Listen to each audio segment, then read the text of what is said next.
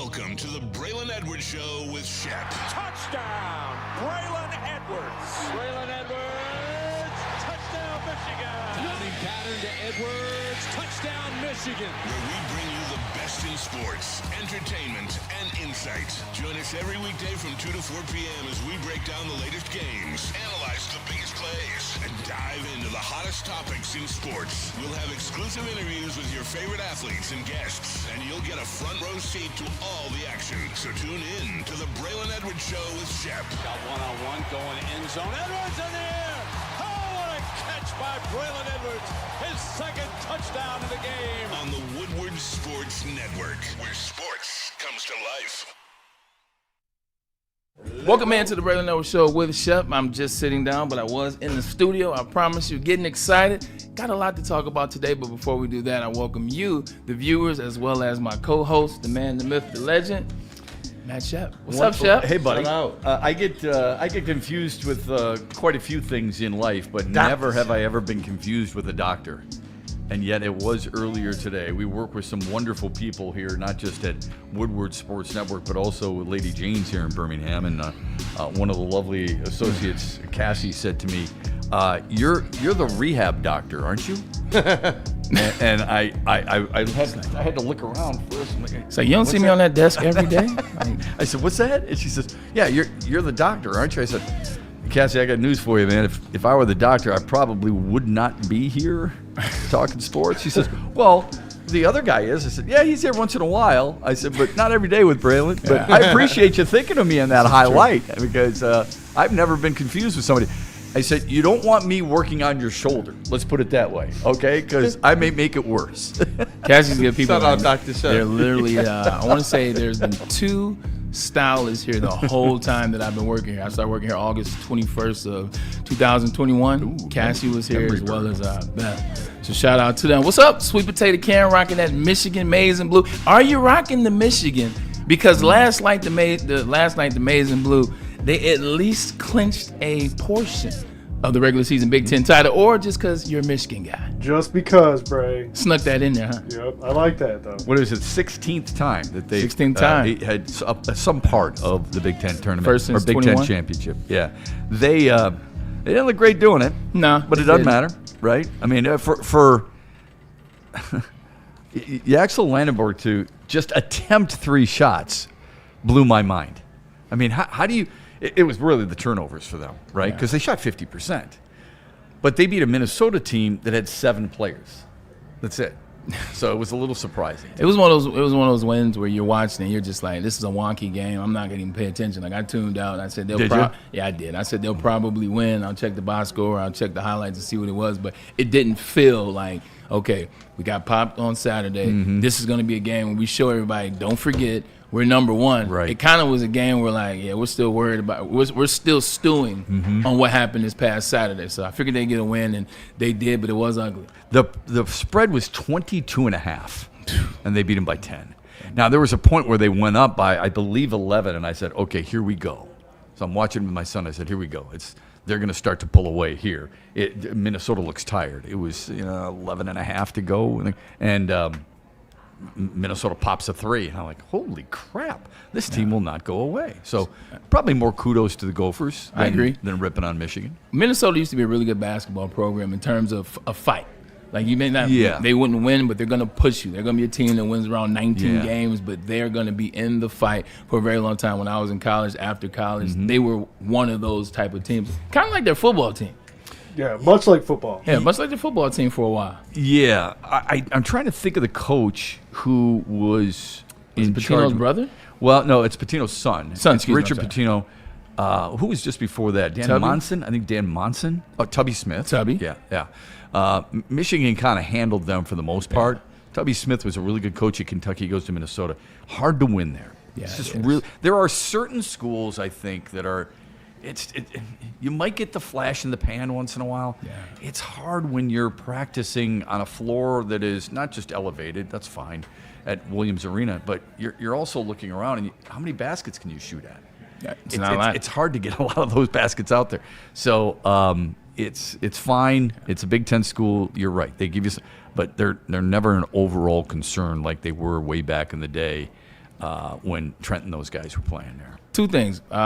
First and foremost, gotta say what's up to my right hand, Kool-Aid. What's going on? Are we good, brother? I know there was some back and forth yesterday between us and you and Cade and what is and what isn't. I will say this though, my brother. Cade odds to win MVP actually have gone up, considering he might be the only one that's eligible to win MVP. It's really going to come down to him and Jaylen Brown, realistically, because of all the games missed. But how are you doing, my brother? No, I'm doing shout good, out, brother. Yeah, shout out to Cam, man. Yeah, and Brendan Cam as well. is rocking and rolling. Brendan, appreciate you from afar. Oh, no, I'm good, brother. Hey, basketball conversations, and whenever we get to rap with guys that you trust having those conversations with, those are the best conversations. Whether we agree, whether we disagree, those are the safest and most comfortable places for me. It's the people out there who you don't quite know their motives that those are the ones that I'm like, you know what? I'm just gonna be quiet around them. When I get there, it's because I love it. See, love you. So a couple of things about the NBA. In case you guys, I don't know if you tuned out of the Michigan game, that's cool. There's some good NBA action last night. One was, obviously OKC playing in Toronto, getting Caruso back, and despite watching Toronto go on a 31 to 9, 31 to 11 run and get close. OKC pushed back, and OKC's in Detroit tonight, and Kool-Aid will be there, and we invite everybody to make sure you're checking it out. The other thing was that Cleveland opened up a can on the Knicks. And I don't want to get into the whole Knicks thing, but it almost... Not that one game. It was. Not that one game matters all that much, but it does kind of help me, believe that yes, indeed. I mean, Cleveland is a threat, and the constant thought of New York being a threat has got me a little puzzled why people continue to feel that way. And lastly, Con Knipple last night was unbelievable and has over 200 triples on the year. Now, realistically, when you look at Con Knipple, like if Cooper Flag hadn't the name and the personality and the presence and them trying to sell him on being the greatest #1 pick of all time, he's going to end up, side note show, he's going to end up one of those Josh Allen kind of characters for me. Because I see where they're pushing that conversation. But with that being said, Con Knipple's actually having a better rookie year than Cooper Flag, if you will. So much so that LaMelo Ball was an all-star a year ago. And now LaMelo Ball rats the bench. Because Con Knipple's about that life. Yeah, Cooper Flag did not play last night in Dallas's win over Brooklyn. Again, I mean, you and I have had this debate. Just because the media is making a big deal out about a guy, I'm not holding it against the guy. I'm not. Cooper Flag's a really good player. I don't think anyone's ever said he's the best #1 overall pick of all time. Shep, I like to have fun. This is called entertainment. I'm trying to entertain a little bit. It's entertainment. All right. But look at the stats. Whose stats are better, Con Knipple or Cooper Flag? I thought Cooper Flag was averaging more points. That doesn't make him a better player, okay? Con Knipple has just been a better player than I thought he would be. The amount of threes that he launches, and I think he had a 3 last night, something like that. It's fantastic. And, not like Charlotte's this threat, but they won again, and Dallas won without Cooper Flag. It's just an interesting storyline, that's all. Agreed. Let's reset. Here we go. What I had for us when we started the show today is I remember being a young kid in the 80s, man. I remember watching cartoons. I remember watching TV shows. I remember looking, what would the future look like, Shep? Like these shows that I'm watching, I'm like, you know what? Like, is this going to be something that I'm going to be able to see in my lifetime? And, of course. Shout out to the Jetsons. You already know where I'm going. When you're 7, the Jetsons, Star Trek, there's a couple movies. Meet George Jetson. Hey. His boy Elroy. Daughter Judy. But you're watching these shows and you're watching these movies and you're like, man, like, what is life going to be like when I become 21? What's life going to be like when we get to the 2000s? Because remember back in the day, like the 2000s were just one thing. The 2000s existed together. It was like, when we get to the 2000s, insert this. Well, this morning, I came up with 5 things that my younger self would have thought existed by now. By now. Yeah. Are we ready for the list, Shep? Yes, I am, Elroy. Okay, here we go. I like that, George. Here we go. Put the list up there. They're not in order, and if they are, go 5 to 1. It's cool. Oh, this is perfect. 5 things. Time travel. Now, when I preface this is a young 5-year-old Braylon. So it's 5. Sure. Your mind is a little bit different back then. Obviously, time travel is way far from now. But is it? Time travel. I thought it'd be cool, man. You see Back to the Future 1 and 2 and 3, and you're like, well, that could be, that could be a thing. You find out that time is linear. When you get older, you're like, oh, well, actually, we kind of are time travelers in a certain realm of vacation. But time travel for me, that? I thought it was going to happen. Okay. I thought there would be a way to travel. All right. Here we go. Number 2, Younger, Be Easy. Was watching Back to the Future once again. I thought hoverboards would be real. Yeah. And I'm not talking about the hoverboards. I get that. They With the sold wheels? us Yeah. in 2016. No, they you had the pr- 2 wheels Right. when everybody was Yes. using them at the Oh my airport. Yeah, that's a use good them one. at the mall. Use them in the grocery store. I'm talking about the hoverboards that Marty McFly was riding that didn't touch the ground. Amen. I thought the hoverboards would be a thing. So Not that you're above buildings, you're just above just the slow. street. Yeah. 100%. Yeah. Like you don't even have to go as high as a car. Literally, just Right. the hood of a vehicle. That's what I thought. Very it would do. cool. But we're not there yet. Yeah. Or are we? Here we go next. What do we have? All right. We're getting close to this one. Okay, yeah, we are. This one is funny because this one I would have thought been like a distant. We're getting close to this full autonomous androids. Okay. So this is Star Wars. This is the Jetsons with the hell was her name? Rosie. Rosie, there you Yeah, I go. Rosie, remember and then I wrote. That was my show. It's a hell of a show. It's a hell of a show, and it's also funny that Hanna-Barbera, that cartoon came out in 1959. Like this is where they at 1950. Really, that far back? I didn't know that. 1959. Wow. And Flintstones like 1951. But I thought we were gonna be here. We're getting close. Movies like iRobot, people have. That's the thing. It was I Robot. That's what I thought for sure. That's what I thought we were going. Yeah. So yeah, but iRobot was the one where I was like, oh, we're getting close. I mean, there are. I saw a tech show in. Don't get me wrong. It was an Asian country. I want to say China, but I don't want to be disrespectful. Maybe it was Korea, where they launched their new droids and what their drones can, not their drones, but what their droids can do. It was ridiculous, man. They had them doing nunchucks. They had them do a whole presentation. I saw that You stuff. saw that too? Yeah. It was a it's show. insane. Hey, chef. Doing It, flips and all of that. it was No so kidding. good. Like you knew Better it was than not the AI. ninjas that they Was had. Will Smith there saying, "I don't want those ones. I don't want one of those." Mom, you're not getting one of those. Will Smith blew it. He had a little situation that happened in Hollywood a couple years back. You know what I'm saying? He's been struggling ever since that. So What Will did the Smith. 5 finger say to the face? So I thought we were gonna have C-3PO, but we're not too far. All right. We're not too Yeah. far. Elon, what are you working on? All right, here we go. Number 4. Once again, it's the 80s. I thought we were gonna have flying cars. Yeah. Even in the 90s, I said, hey, look, 12-year-old Braylon was like, we can get there. We can get there. So flying cars. I get that one for sure. Been waiting for Yeah. it. You know what I'm saying? When I got drafted, I was like, man, I got drafted in 2005. This was going to be my first purchase. But guess what? We didn't have those. So I had to blew go right diff- through that red light in the sky. You know what? I had to go a different way. And this is the thing, realistically. You're like, how can they have flying cars when people on regular surfaces can't drive? But you know what? That's so true. But humans surprised me because we thought axe throwing was going to be a crazy thing when they invented it. But yet nobody has gotten axe, at least that I've heard of. And then another thing, last thing, just to think about. This is a great list. Here we go. Teleportation hubs. I thought that we would be able to teleport like Star Trek. Hey, look, 1 minute I'm in Georgia watching my Braves. The next minute I'm at Michigan. Well, I guess back then it was Michigan and Trumbull watching the Detroit Tigers. I'm going back and forth. I want to go to Vegas last minute and catch this fight. Zzz. Now I'm in Vegas. I thought we'd have this and we don't. So these are some things that Young Be Easy thought would be in existence by today. That's what's 1,000. up. She's got a boombox in the background too. She doesn't does. she? Yeah. It's probably JVC. Putting it up there. Casio, Walking JVC. down there. Braylon, don't forget about your honorable mention here. Oh, throw it up there. This is the last one I sent in, and I told Spinny about the idea, and this is the first one that he mentioned. We're jetpacks. And you know what? This is so good because I watched cartoons back in the day as well, and they used to have football with jetpacks and some of those early DC comic book characters. So, jetpacks. It's like the They closest. have thing- jetpacks. They just don't do what we thought they did. Exactly. I thought it'd be like Boba Fett. Like, I can do whatever I want to a jetpack, not fly straight up Yeah. in the air over water Man, while holding a hose, Yeah, yeah. and then all of a sudden it falls and I'm back in the water. Yeah, the closest thing I got to a Yeah. jetpack might be the leaf blower.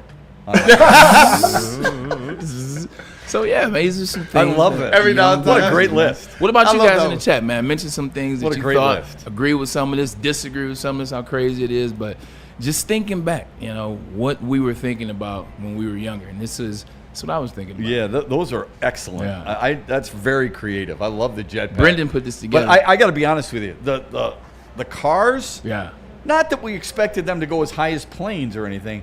I thought there might be some cars that would be off the ground by now. I really did. So that's why I laughed so hard when I saw it. It's a really good picture too, by the way. Shout out to Brendan. Who Yeah, does way a to lot of go, good work Brendan. Shout out, Brendan. You're the man. Because You are the man. how far are traffic lights? Like, I mean, how far up? Like, I'm looking at this traffic light on Woodward and Brown right now. Yeah. What would you guess? 30, 25 feet? Yeah, something like that. Yeah. So 50 just out feet? of the reach of Victor Wembanyama. Yeah. I don't know.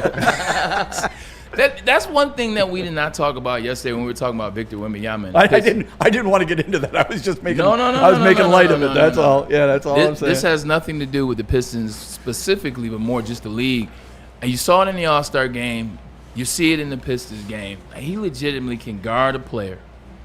Legitimately on the other corner, like on the other, at the other dot, guard a player, other side of the free throw line, make sure he's full frontal, getting it in, not like HBO full frontal. I'm talking about defense. That's the first thing I'm talking about not talking about HBO. Not HBO. Not HBO. Like we get it HBO. Like we get it. Like tone it down a bit. But legitimately guard right there at the perimeter and then turn around and get all the way to the basket. He can guard two guys at the same time. Like that's another thing that made it tough.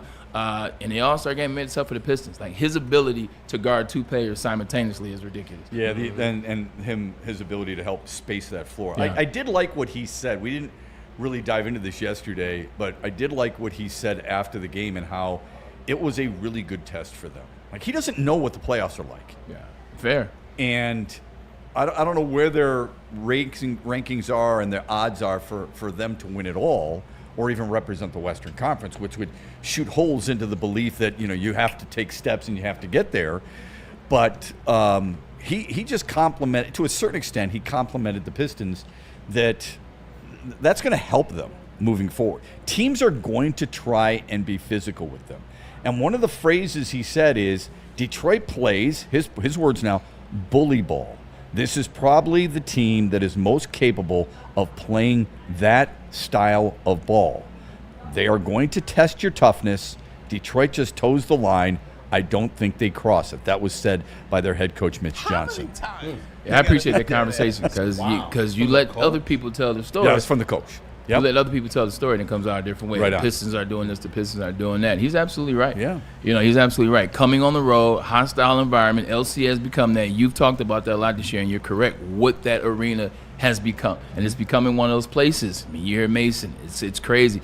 But it doesn't matter what is going on in the arena. It's what the players are doing in that arena. And they push the envelope. And they push you. And they make you play and step outside your game and be able to, I got to get other people involved. I got to stop complaining. I got to come to the forefront, if you will, on games like that. So I think it was a hell of a... Yeah, Luka Doncic could never have played in that game the other night. Nah, he'd been looking at the ref the whole night. He's literally, I think, might be the softest player in the NBA. Okay? Quite honestly, I think he's unwatchable. And I tried to watch a little bit last night. Unwatchable. Because everything is, give me a Kleenex, my palms are to the sky, Mr. Referee, do you know who I am? I was fouled because my shot didn't go in, while his team runs down the other way. There was a play where the LA announcer said, instead of whining to the ref, they didn't use the word whining, but instead of complaining to the ref, you got to get back on defense. And what happened? 3-pointer, and Orlando beat him. And by the way, Orlando hasn't played well this season. No. Actually been a bit of a letdown, especially Paolo Banchero, who found his game a little bit last night. Getting back to Wemby, and then we can drop it, is you also forget when you're dealing with the Spurs, Tim Duncan's still on the bench. Manu Ginobili is still on the bench in terms of helping, in terms of the work, in terms of working with the team, in terms of the practices, in terms of some part. They're very present. When you got champions, when you have Olympians, when you got people that are Hall of Famers working with you and just pouring knowledge, pouring experience, if you will, because you talk about it. You don't have to necessarily have the experience if you have the right temperament, you have the right coach, you have the right players. It doesn't hurt. Did you have that? Nah. Well, anywhere you've gone, you never had it. We didn't have it in Cleveland. And that's very, very obvious. But to that point, the year that we went 2000, we go 10-6. We were 7-1 at home. Missed the playoffs. 6 Pro Bowlers. Joe Jurevicius was added to the team. Joe Jurevicius knows how to play football. Joe Jurevicius won a Super Bowl. He's with the Tampa Bay Buccaneers.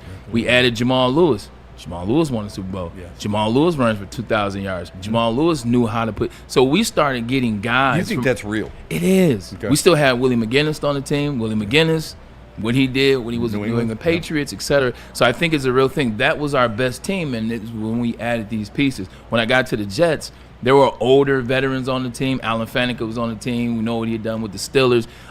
Damian Woody, what he did here, what he did for the Patriots, winning Super Bowls and championships. We had some of that.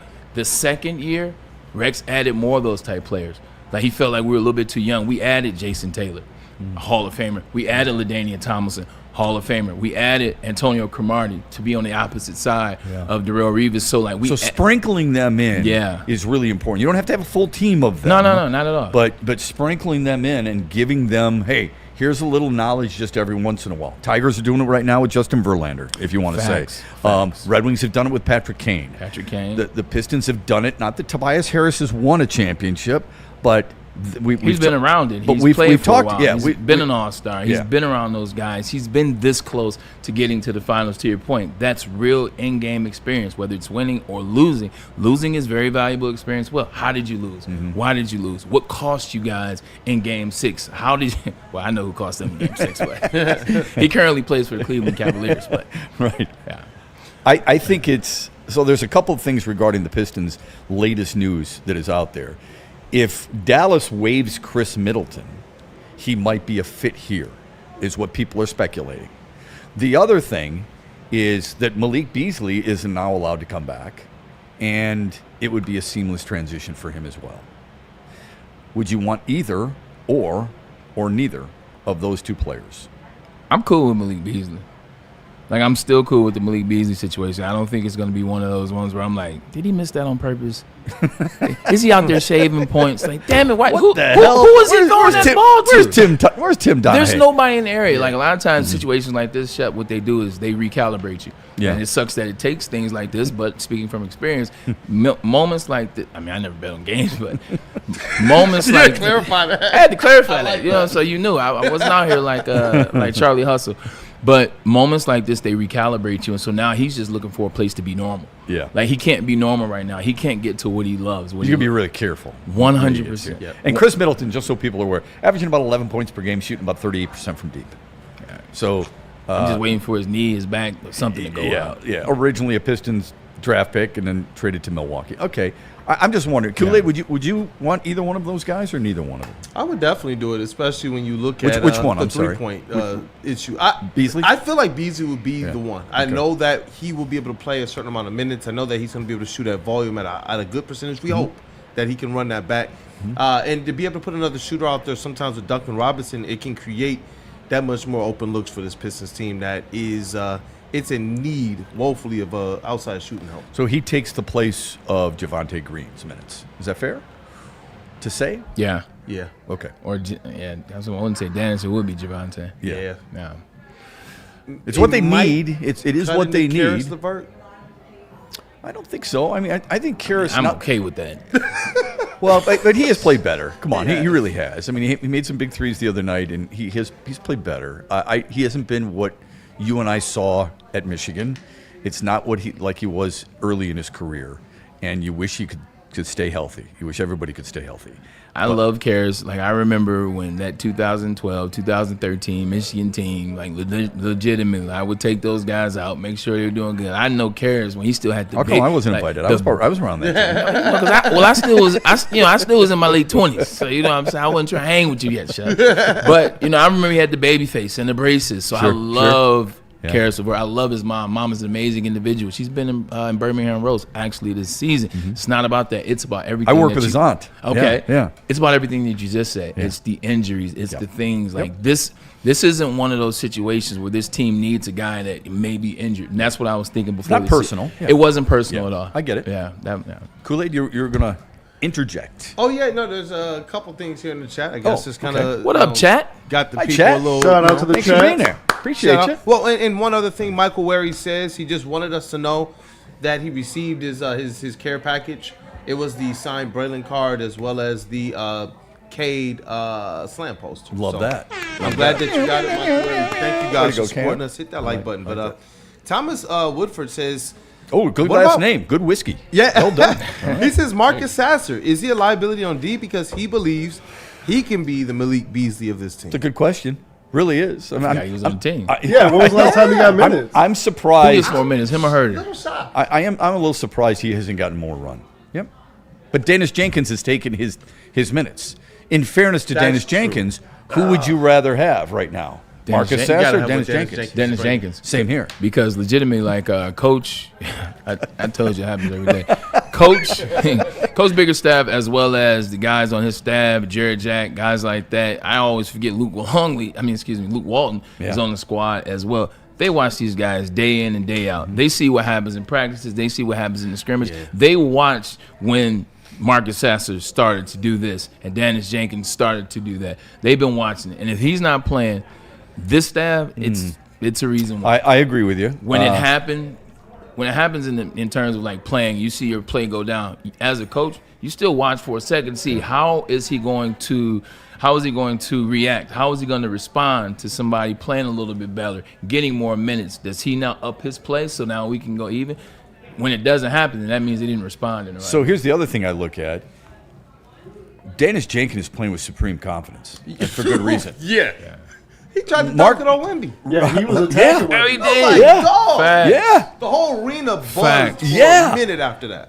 Meanwhile, Marcus Sasser is playing to, I don't want to say press, but almost, look, I've got to do well to get more minutes. Whereas I think Dennis Jenkins is like, look, I deserve these minutes. I'm going to keep balling and to keep doing what I did to get the minutes in the first place. You're spot on with that. Now listen, you guys had just talked about the importance of that feel and that championship aura, if you Yeah. will. Chris Middleton's got a ring, and it's a really good point right now by somebody in the chat. Dante151 says, Shout out I to trust Dante. Middleton more than Beasley because Middleton does have an NBA ring. Why am I not taking And that into account? What's that 3-point percentage, GM, for a So Middleton? I think it's right around 38%, close to it. Off of cage gravity? Something like that.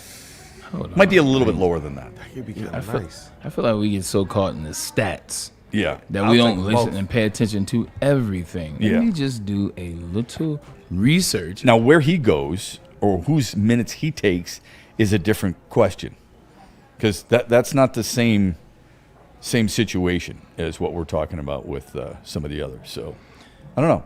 It's an interesting dilemma that Detroit could face if they do it all. Like legitimately in the last 1, 2, 3, 4, 5, 6, 7. What are there? 82 games a year, so that'd be 82. 164 for 2 seasons. Yeah, in the last 6 years, he's under 120 in terms of games played, Okay. and then games started. Like, what does that look like? So to the bring- injuries bother you. They do. Yeah. Because he's been injury ridden for the last 5 years. It's not like an individual that, last year he had a little situation, year before that, but up until then, he had been giving you, he's been injured since they won that championship. Yeah. Yeah, that's a fair point. I mean, and if you've already got a guy like Karis LeVert who has experienced some injury, suddenly you're down 2 guys in your rotation. Yeah. How much is the rotation when it's great to have depth, and the Pistons have plenty of depth. But at some point, JB Bickerstaff's going to get in the playoffs, and he's going to limit that bench. Tighten up He a doesn't bit, need to. He doesn't need to keep going. You are playing in a sprint rather than a more of a cross-country run. Agreed. So how many do you need? Yeah. 4 guys off the bench, right? Yeah, 9. Okay. That's what the Pistons had last year. Rosters? 9. Yeah, about 10 9. include. Okay, so you're 4 guys deep, right? So you're talking about 9 guys in your rotation, just in case. I don't even know if you need to make a move, but we talked about the 3-point shooting the other night. Even though we liked a lot of the looks, I wonder where they would go with that. So we'll keep you updated on that. I think we're locked and loaded into what this Pistons roster is going to be from now until the playoffs. Like, I believe we are, barring something. 2 best teams, the best team in the East and the best team in the West tonight. And we maybe we did see the best team in the West in San Antonio the other night, but this will be another fun one for everyone to watch. After, I don't know if you guys saw this, but after the Michigan game last night, they aired a documentary on the 2017 Michigan team. That yes, it is loud. 2017 team. Remember the airplane crash? Derek Walton. Derek Walton. Yeah.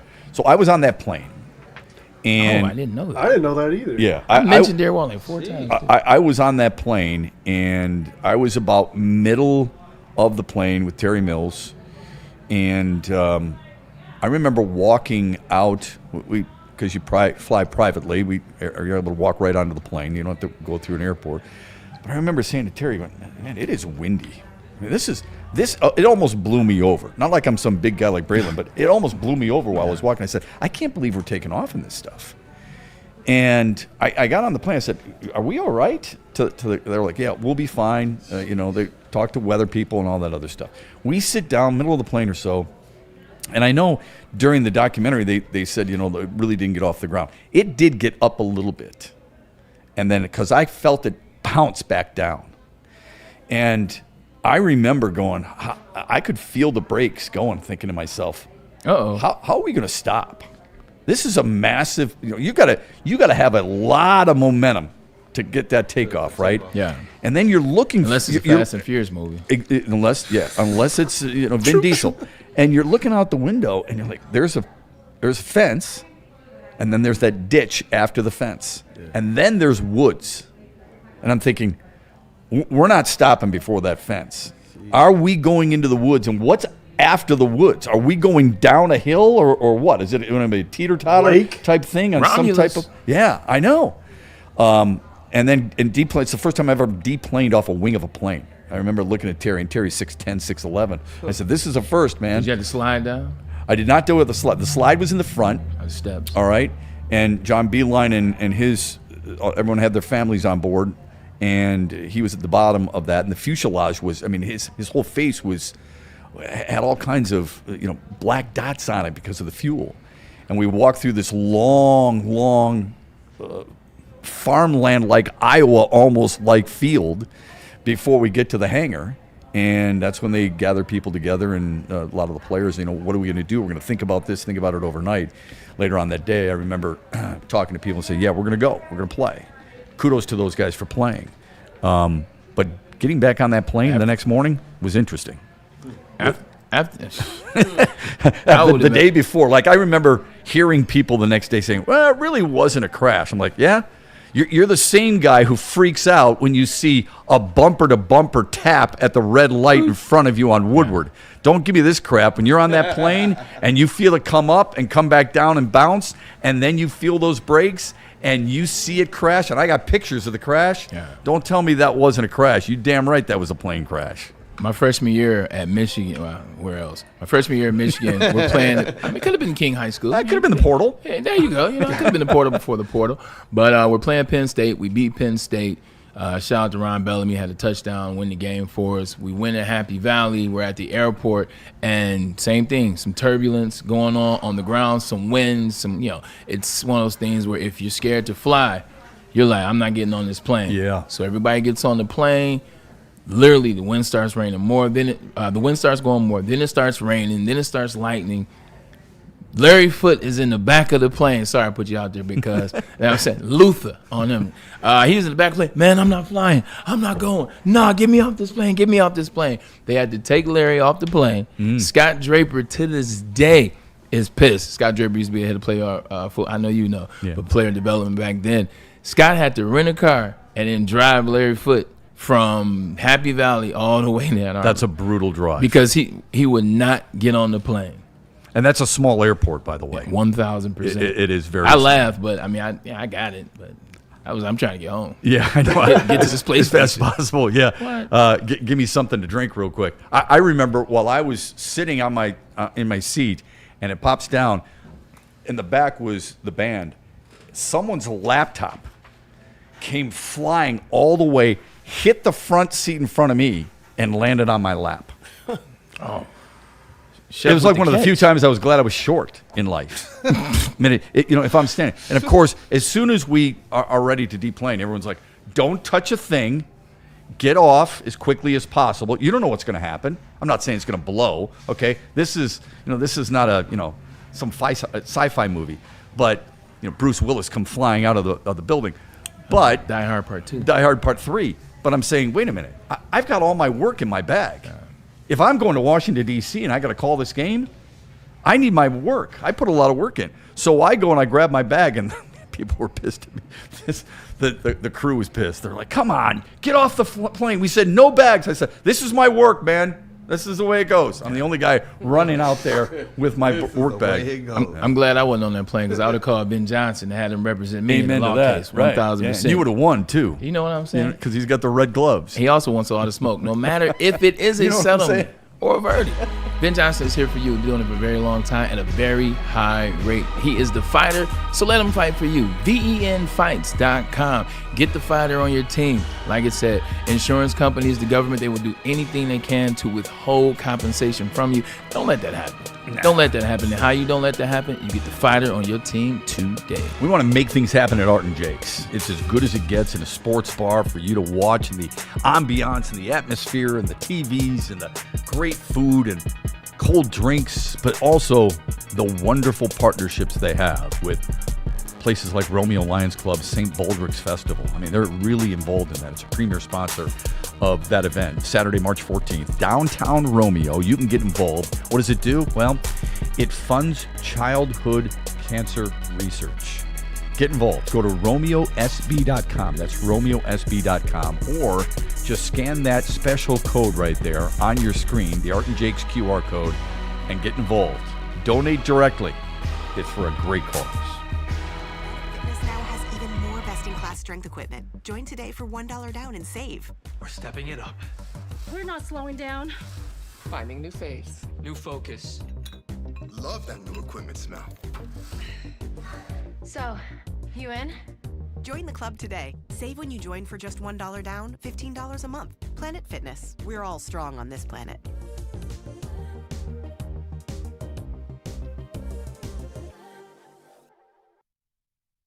You know how some things are so good they should be world famous, but they're not? Our house-made vinaigrette is one of those things. And the antipasto salad, we drizzle it over. Same with our hand-battered chicken tenders. Original recipe soups and pasta sauces. It's almost as if our original, world-famous Detroit-style pizza is mocking them. And that's not very nice. Why do we fight? We fight to protect the innocent, to hold the powerful accountable, to bring the oppressors to justice. Why do we fight?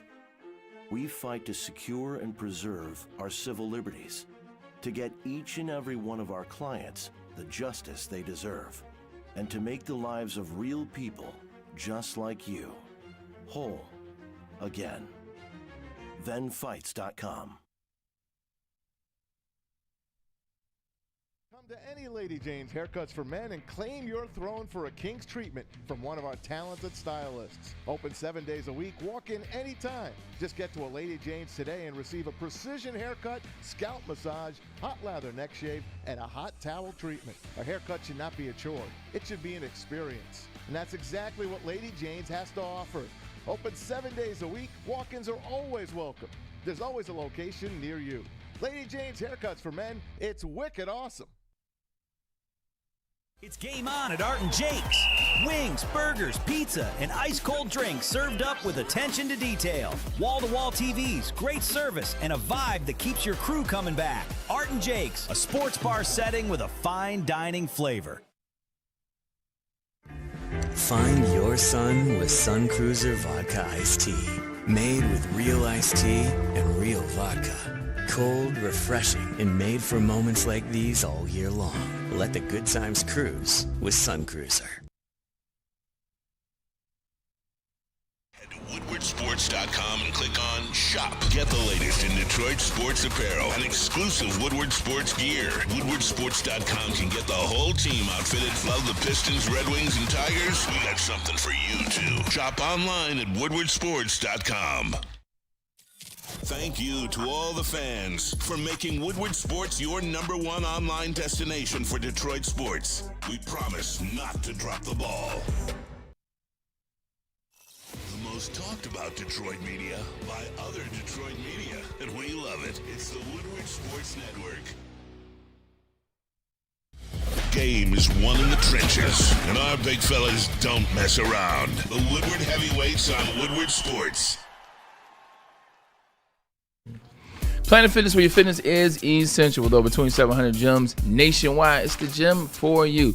You guys got to remember, man, we're all strong on this planet, and that planet is Planet Fitness. No matter what part of your journey you're in, whether you're just starting, whether you're in the middle phase, or whether you already look good, still a reason to come to Planet Fitness because they get it right. There's no judgment. The locker rooms are squeaky clean, and there's trainers on staff to ask questions to help guide you along that fitness journey. And don't forget, if you get that black card, you get access to the hydro massage chairs, and I tell you, they do work. Planet Fitness, where your fitness is essential. What do you always say? Look good, feel good, right? play good. Yeah. How about taste good? Like, oh yeah, Sun Cruiser vodka iced tea, real vodka, real iced tea. Sweet you don't have to worry about those nasty bubbles or anything Pineapple. like that. 100 calories. What was that?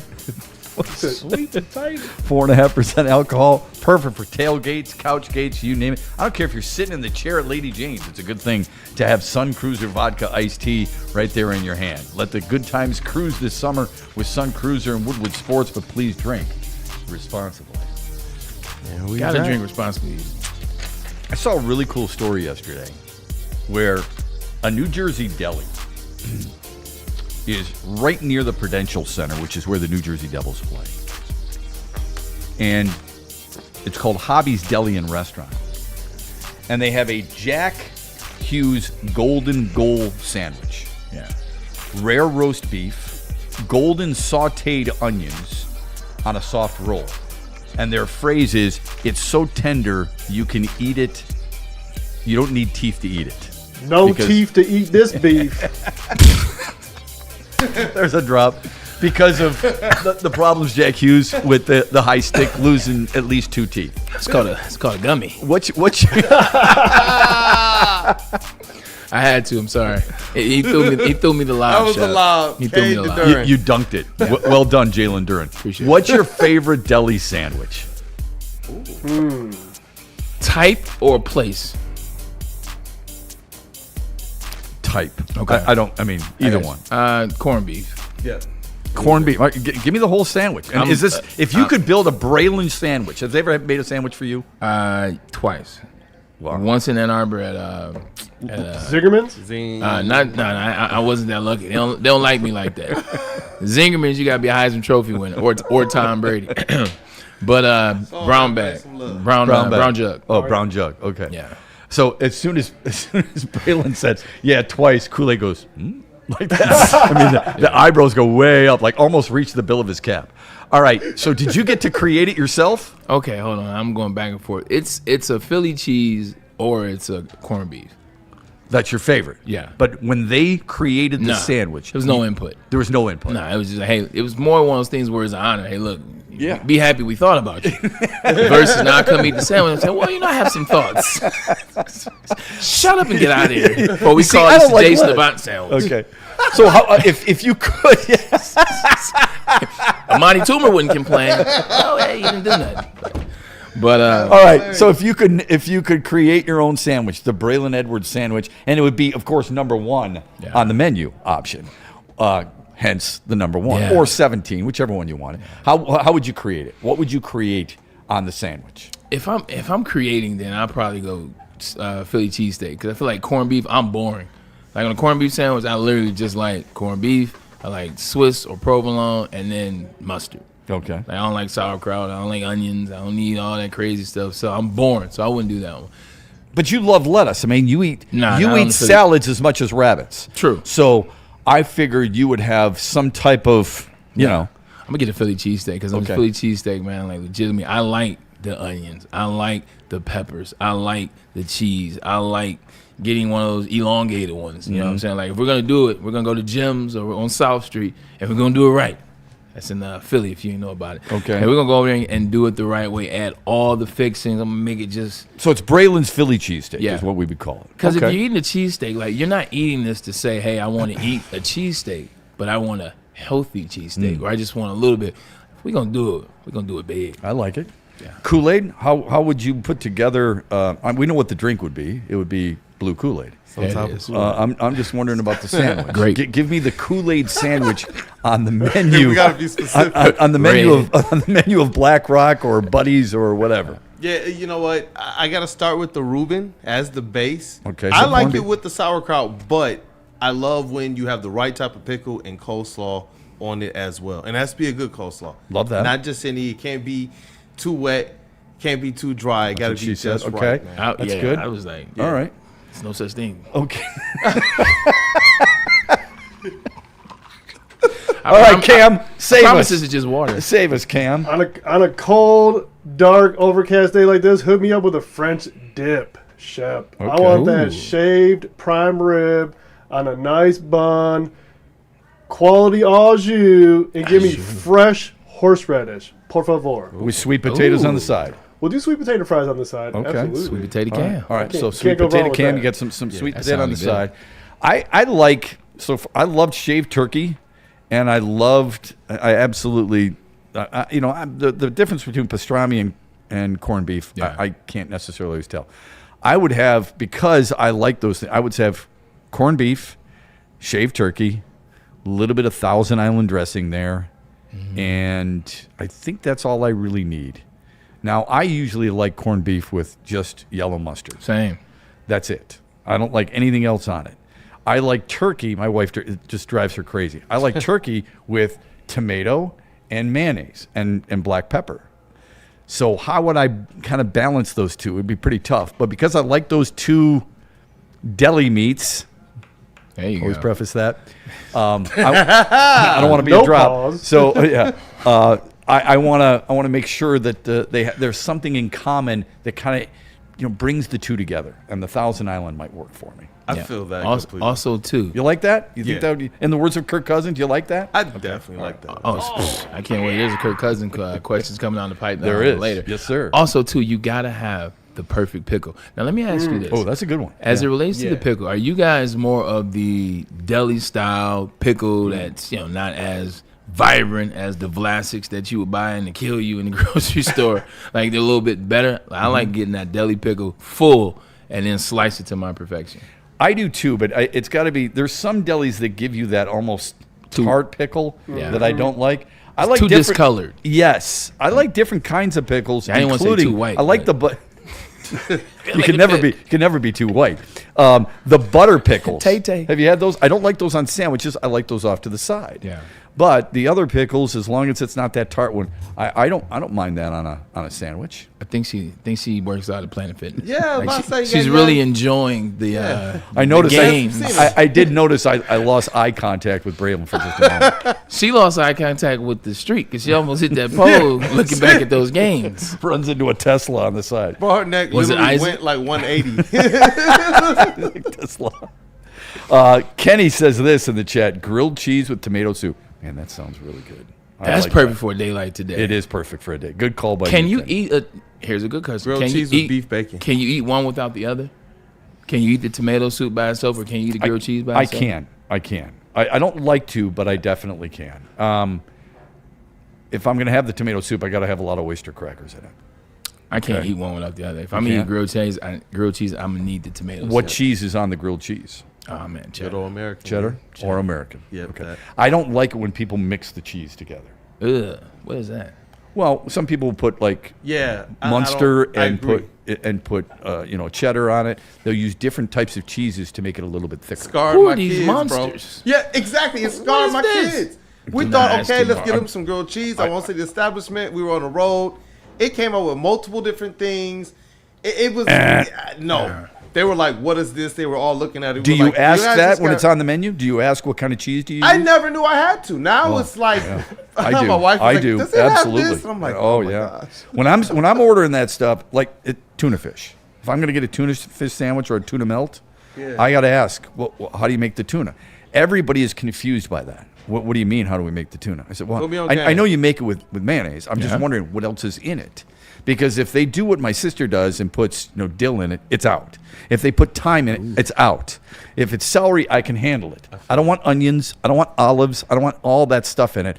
I'm a plain tuna fish type of It's guy. like potato salad for us, bro. Right. There you go. So it's like no raisins in a potato salad. Hell no. I don't understand. Why would that be? Potato salad. Oh, it'd be. My mom makes the best potato salad ever. I didn't even know raisins were a thing until I went to Thanksgiving in Cleveland with my quarterbacks coach. And I was like, wait, are those bugs? Are those bugs in the potato salad? I was like, what the hell is that? And I'm trying to look because you know when you get invited to a house, all eyes are on the guests For sure. Like the kids, they want to know what you're taking, the and wife if is you like looking it. at the guests, the grandfather is looking at the guests. So I was like, I'm crying. this is really tasty. I'll be right back. Oh, didn't those guys win a Grammy? I'm talking about the raisins. That was Raisins, California. Raisins for me are an oatmeal, and that's just about it. I love raisins, just not in my potato salad. Yeah, because I like raisins. Trail too. mix. Yeah, So right, I like right. raisins. With peanuts and M&Ms, or something along those lines. Yeah, good stuff. I don't know how we got on that, but it was a fun topic. I kept going. Now I'm hungry, and I know. I'm waiting to figure out which sandwich I'm taking down after work. Well, we got into it because of the Jack Hughes sandwich. was a deli. Oh, Yeah. side note, Yeah. how cool is that the last player cut in 1980, obviously we know Jack Hughes, and obviously this Jack Hughes. But it's great because that Jack Hughes got drafted to the team that the current Jack Hughes plays for. Yeah. Shep got to educate people. Who did Jack Hughes in 1980 get drafted by? That's now the New Jersey Devils. Yeah, that's pretty awesome. There you go. I thought what else was awesome is last night Connor Hellebuyck getting the Presidential Medal of Freedom. Is that too far? I don't think so. It's been handed out a number of times to athletes. I did a little bit of research. Arthur Ashe has it. Hank Aaron has it. Roberto Clemente has it. Byron Whizzer White has it. Those all sound like barrier breakers. Yes. Muhammad Ali, Buck O'Neal, Barrier breaker, Jack breaker. Kemp, Kareem Abdul-Jabbar, Babe Ruth, Alan Page, Roger Staubach, Tiger Woods, Jerry West, Dan Gable, Katie Ledecky. I love it. I love the fact that he got honored. I love the fact that the right attention has been placed on him, especially somebody that doesn't want the attention. And you're not looking at an attention whore like, hey, look at me, this is what I did. Yeah. His teammates are even more happy than he is, 1,000%. I just thought it was in the moment, which was cool. Yeah, I'm not, all those people that received it, it was like after years. And then so they had other things to add to the Medal of Freedom, not just necessarily I stopped 41 and 42 goals. Right. But it was he deserved something. I love his mask where he's got the bass on the side. I didn't even see that. Yeah. So his mask has got the red, white, and blue on top, but he's got a largemouth bass, obviously associated with Michigan a lot of times, because he comes back and fishes in Michigan. He still lives in Michigan. Usually you find that with probably hockey players more than any other sport where they live where they're from year round, where they are. So you see sports code, so you can't be like, well, I need to get away from this code. This is what we do. Yeah, and you get your summers off, right? Well, not off, but you understand what I'm saying. I want to ask you a little bit about Taylor Decker. We didn't get a chance to really dive into that much yesterday. He's coming back for his 11th season. He's an above-average left tackle, don't you think? Above average? Yeah, at one point he was a little bit better than an above-average tackle. Now he's to the point where, injuries, a little older in the career, above average, but definitely very serviceable still at the level he's at. Would you say, if you had to, let's say they cut him. Some people feel like that he could still be a guy who could get cut. Do you think there's a better left tackle specifically out there in free agency? Because Taylor Decker is going to make, what's he going to make? 21 million this year. Is there a better offensive tackle in free agency that you can get for perhaps a cheaper price? And thus, some people may be a little disappointed that he actually is coming back. Rasheed Walker's the only guy I could think of, and he's going to make probably 20 million in free agency. I don't know. I got to take a look at the market realistically, but what version of Taylor Decker are we talking about? Right. Are we talking about Taylor Decker 5 years ago, 4 years ago? Then I would say absolutely not. But if we're talking about where Taylor Decker is currently, then I would say yes. There probably are some guys out there that you can get. But with that being said, I don't have any problem with him coming back. I think he comes back. Now what you do is you restructure that deal. Because if I'm the Detroit Lions, the conversation was whether you come back or not, we would like to restructure your deal. We would like to restructure that deal. We would like to bring in some other guys. I would have real, true, and genuine conversation. They had to have that between the season ending against Chicago Bears and now for him to come back. restructure that deal. We can't afford to pay you based on not knowing what your health is going to be. Right. Like, we're going to sit you out. We're going to do all the things necessary to take care of you. Don't have to practice every day. 100%. Hey, we got you. We'll take care of you. But with that being said, we need you on Sunday and Monday or Thursday or Friday, depending on if it's Christmas or not. Like, we need you on these days. Are you going to be able to go? Restructure deal. We're still drafting the right tackle. And I mean, you're still drafting the left tackle. And we need you to pour into him. Like, that's part of the conversation of him coming back. This isn't just coming back to get this $20 million and to give it one last go. This is a restructure. This is a teaching situation. And then also, we value you as an individual that can have a Chris Spillman type of afterlife. Because one of the things Taylor Decker did when Dan Campbell and those guys got here, he really lobbied hard for people to buy into Dan when they were still 0-6 and 0-11 and then 3-13-1. He lobbied. He said, I believe in this guy. I've been here before. It's different. So he's that kind of focal piece. That would be my conversation. Restructure the deal, pour into this left tackle that we're about to draft, and then on the back end, we see you in the front office, but give us a deal. Do you want to win? Which is the same conversation we're going to be asking the quarterback that plays in Baltimore. Do you want to win? That means they can now focus, I think, on getting a veteran center in free agency, which I think is really important for this team. And I can't wait for that to happen. And the way things have been going, it'll happen on the Braylon Edwards show when it breaks. Kool-Aid, I think we have this. Brad Holmes was talking with Rich Eisen yesterday. Go Blue. And, they talked about the window of the Lions. You know how I feel about that phrase. But it's something that we're going to let you hear on the back end. We also have the O-line pressure rates that might surprise you a little bit from the Detroit Lions, the various players. And we've got Rapid Fire Wednesday. This is where we feed Braylon Edwards with certain NFL questions, and he's got to answer them quickly. We'll get to all that when we come back after a brief St. Louis message. Cardinals. There you go. St. Louis Cardinals. I was ahead. Jim Hart. Roy Green. Ooh, look at you. Yeah. Terry Metcalf. This after massage chair. And Nate Williams. Conrad Dobler. Hey, well, look, I know you guys Aeneas Williams. want next level relaxation. Shut up now. So you got to definitely check out Braylon Edwards' show, as well as the Massage Chair House. So go on ahead and scan that QR code to get a jump on this info. Got to visit the Massage Chair House in Bloomfield Hills, the largest massage chair showroom in the Midwest. Features top-tier brands like Infinity and Osaki. And I'm going to say that again. Infinity and Osaki. Why do you need to know those? So that you can test those out when you get to the Massage Chair Showroom. Experience the difference with Dr. Eric Duncan, the wellness doc and creator of the #1 YouTube channel for massage chair reviews at The Wellness Doc. Book your visit today at massagechairhouse.com or simply scan the QR code on your screen. Massage Chair House, your ticket to ultimate recovery and relaxation. Kool-Aid, you sit in that chair, you feel it, don't you? Oh, definitely. Oh, and it's a good feeling, too. Trust me when I tell you that. It's a really good feeling having people like Sharon's Heating and Air Conditioning in your corner as well, because you want to be able to trust people who handle the most important things in your home. Your home is your largest investment. You don't want to mess around with amateurs. You want experts. Sharon's Heating and Air Conditioning are the experts. For over 40 years, reliable service, fast and dependable. Go to their website, sharonsheating.com, or call them today, 734-238-3805.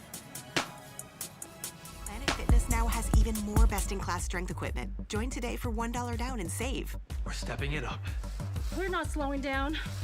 Finding new faith, new focus. Love that new equipment smell.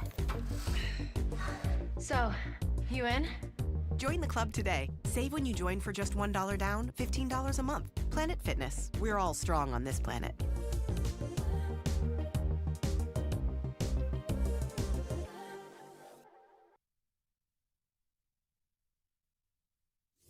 Big injuries, big news. Twice a week, Dr. Jeff Pierce from Michigan Sports and Spine joins Woodward Sports Network for the Injury Insider Report. Big D Energy Tuesdays at noon. Braylon Edwards and Shaq Thursdays at 3:30. Get expert analysis and in-depth breakdowns on the latest sports injuries from the man trusted by top athletes in the community, like D-Mac. Whether it's the Lions, Pistons, Tigers, or Red Wings, Dr. Pierce talks us through it all. Don't miss the Injury Insider Report with Dr. Jeff Pierce, your go-to source for understanding the impact of injuries on the games and players we love. Only on Woodward Sports Network. Scan the QR code on the screen or go to MichiganSportsandSpine.com to see if Dr. Jeff Pierce can help you. You know how some things are so good they should be world famous, but they're not? Our house-made vinaigrette is one of those things. And the antipasto salad, we drizzle it over. Same with our hand-battered chicken tenders. Original recipe soups and pasta sauces.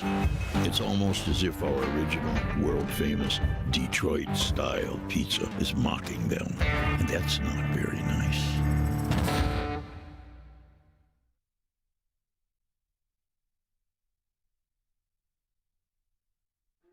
Why do we fight? We fight to protect the innocent, to hold the powerful accountable, to bring the oppressors to justice. Why do we fight?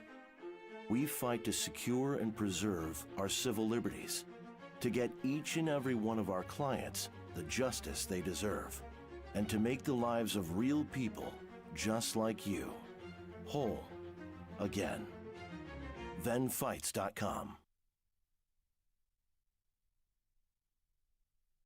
To any Lady Jane's Haircuts for Men and claim your throne for a king's treatment from one of our talented stylists. Open 7 days a week, walk in anytime. Just get to a Lady Jane's today and receive a precision haircut, scalp massage, hot lather neck shave, and a hot towel treatment. A haircut should not be a chore. It should be an experience. And that's exactly what Lady Jane's has to offer. Open 7 days a week, walk-ins are always welcome. There's always a location near you. Lady Jane's Haircuts for Men, it's wicked awesome. Like a frostbite straight from the divine.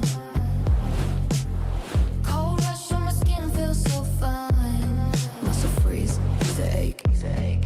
No side effects, no mistake. Chill Sub-Zero, icy and true. Feel the chill. It's all for you. It's not magic, just science play.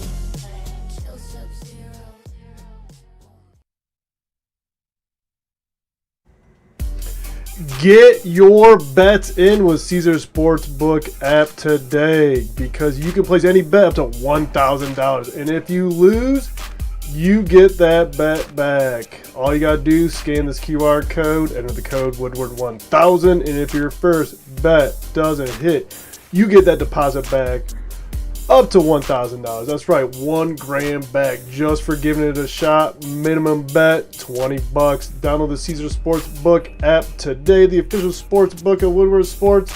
Use code Woodward1000 or scan the QR code on the screen. One of my favorite games is me and Kool-Aid trying to read each other's lips through plexiglass. Another good game is chugging some beers when they're really good, like Sam Adams Cherry Wheat. Riding shotgun with Woodward Sports on the rematch of Michigan State and that party at Art and Jake's. Round 2. Yeah, hope you're there. Get $5 shorts of Sam Adams Cherry Wheat at any Art and Jake's location across Michigan. Happens on Mondays, happens on Thursdays, and it happens on Saturdays. In the words of Elton John, Saturday, light, refreshing, brewed with real Michigan cherries. Sam Adams Cherry Wheat. Please drink responsibly. And we back. There it is. It's a good-looking bottle. It's actually a very comfortable hat, too. So check out Sam Adams today. Malik Willis is going to sign for big money, the quarterback for the Packers. You brought up something interesting. He's got 6 starts under his belt. Yep. All right. He's 3-3, but that's a very small sample size. It's all about timing. He's got the perfect timing. Somebody's going to need quarterbacks. Somebody's going to need, and they may not be sold on the opportunity of drafting one. Why not take a chance with Malik Willis?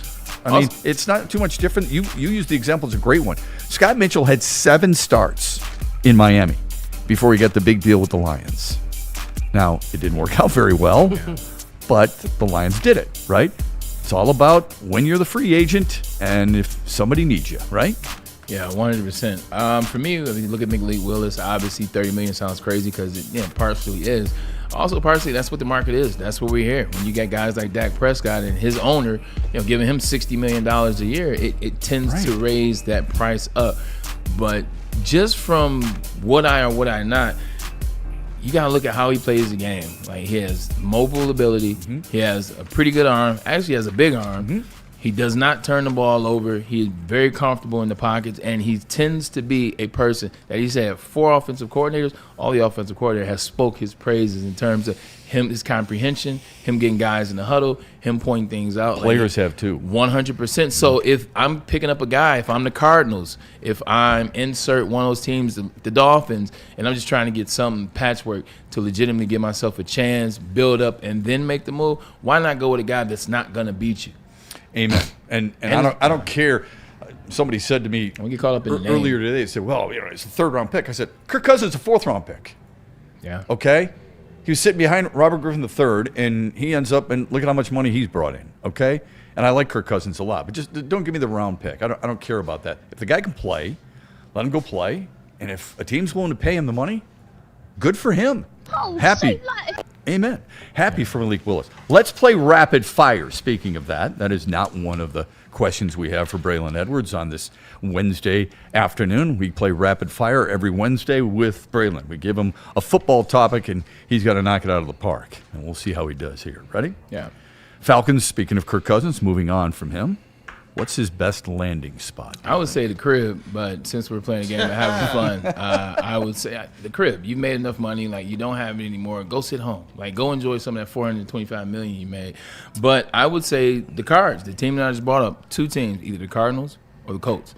Like Kirk Cousins still showed us that there's something in that tank. You saw that in the big game that he had down there in Atlanta. Like you see that there's still enough in that tank. You take a look at the Indianapolis Colts. I know they have Daniel Jones, and they think about signing him to a deal. One of the biggest things about Daniel Jones that makes him who he is what? His ability to scramble, his ability to move. What did he do? He tore his Achilles last season. Like, what does that look like? What does that mobility look like? So from Kirk Cousins, I'm the Cards or the Colts, I take a look. I'm not sure if people realize this. He was 5-3 as a starter last year. Yeah. Which isn't terrible. He can still spin it a little bit. He's never been super mobile.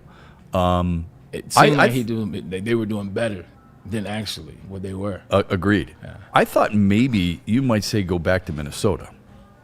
No, I got another. I have somebody else going there. All right, I got you. But that was my original thought. You might dip into that water a little bit. You say it's either the crib or the Colts. I respect that. Okay. I won't say. You know what? I'll say it. I'll say it when we get there. Okay.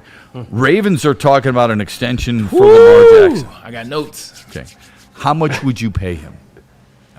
Somewhere between 62 and 64. That's what I think he would be worth. But I wouldn't pay him that much. I would have a conversation about him. Hey, look, we're trying to get your boy Tyler Linderbaum. Like, we're trying to bring him back. It's going to be astronomical what they're asking for him. Do you want to get all the money like Dak Prescott and then not get to the playoffs and then lose in the first round and get embarrassed year after year? Or do you want to take a bit of a pay cut because you made money, you'll make more money, and we can get you Tyler Linderbaum. We can go out and get you Tariq Hill. We can go out and do these things. Because right now, you've got MVP. You've got money. In fact, let me say, you've got 2 MVPs. You've got money. But what you don't have is playoff success. So that would be my sales pitch. But I would pay him $62 million. 63. Okay. Why would Lamar Jackson do that? Because, once again, it's about winning. Like, you hear the stories about Tom Brady, and I always preface it by saying it's a lot easier to take a discount when you got $30 million back then in off-the-field money, when your wife is Gisele Bundchen, who's also making more money than you, when your father actually has more money than you at the time, real estate tycoon out in California. It's easy to take less money in Tom, but Tom cared about winning. And now that you see the pedigree and now that you see that, do you want to win or do you want to make the most money? Do you want to win or do you want to get what you're owed? And if that's the case, then talk about these deferred payments that you're about to take. Because that's the new way in sports. Let's defer this payment. How much money do you really need right now? Can we get you on a deal with, you know what, you want your 64? Fine. We're going to defer that to 2035, 2034. Oh, by the way, you still got money, so I would defer it and give him 63. He's going to make $51 million this year. Yeah. And $50 million? $51 million Chelsea Clinton? next year, too. So, but he has to do that deal before that second year, because if he doesn't extend the deal, then that's a $74.5 million cap hit. Yikes. So that's why they have to extend. His deal is probably going to be upwards of 5 for 3. It's going to be like 5 for 3, 10. Okay. 5 for 310 guaranteed money is probably going to be somewhere between 175 and 200. That is where I would have the big bulk of the negotiations. That's guaranteed bread. Good timing on his part, for sure. All right, here's the next one. Okay. Ready? Ravens haven't reached an agreement with Tyler Linderbaum yet. Yeah. What's the highest rate you'd offer him? $22 million. Okay. It's a lot of money for a center. It is, but this is where it's trending. Like Lamar Jackson has his most trouble when the middle is not secure. Like going to the right, he can handle your right. He can handle your right DN, your left DN. He can handle all that by when his hamstring is right. He can handle your DNs. It's the middle. It's the middle pressure. Last year, Tyler Linderbaum got beat in the middle a little bit too, but it was in the middle where they struggled the most. So I need Tyler Linderbaum to be that guy. Creed Humphrey has the market set right now at $18 million. You're going $4 million over that. I remember a friend of mine said when Jared Goff signed his, why did you have to go an extra $3 million when you had the $50 million? That's different though, because Jared Goff should be happy with the $50 million that he's going to get at the time. Tyler Linderbaum is the best center in the game. When Creed Humphrey got paid that, Creed Humphrey was the best. Tyler Linderbaum, and it's not close, is the best center in the game, and we're trying to win. So I'm paying him because he's the best center in the game, and we need him to win. Not because I'm like, oh, well, we'll give you just $3 million extra just to be nice. Like, here, we appreciate you. No, we need you. Steelers hope to make another run with Aaron Rodgers. What do you like? What don't you like about the move? I need one from each side. What I like about the move is wherever Mike McCartney has been, the offenses have had success, especially the quarterback position. With that being said, who does he know? Who did he win the Super Bowl with? When did he win his Super Bowl, Aaron? It was with Mike McCartney, and I think they could rekindle some magic. I think they know each other. They're both older. The temperament would be there, blah, blah, blah, blah, blah. I think because of that, Mike McCartney is going to get a quarterback to do well enough things to have a really good regular season. But to be honest, you don't like the McCarthy fit in Pittsburgh. I do, because I agree. You went parallel. Yeah. And you limit or lateral or it's a sidestep. Excuse me. Yeah, I would say You took a sidestep, and but that's what happens when you got $170 million on defense last year. $33 million at DK Metcalf. Like, to your next question, is all that's going to add up to it. The negative side of that is you don't have enough money. Like, so if I get Aaron Rodgers back, I still have DK Metcalf, who is a crash out waiting to happen. We saw that last year. Don't like what the offense is. Don't necessarily know what the offensive line is. And it's outside. It's cold. Shoot, I'm 42. Like, well, excuse me, I'm lying. I'm 43.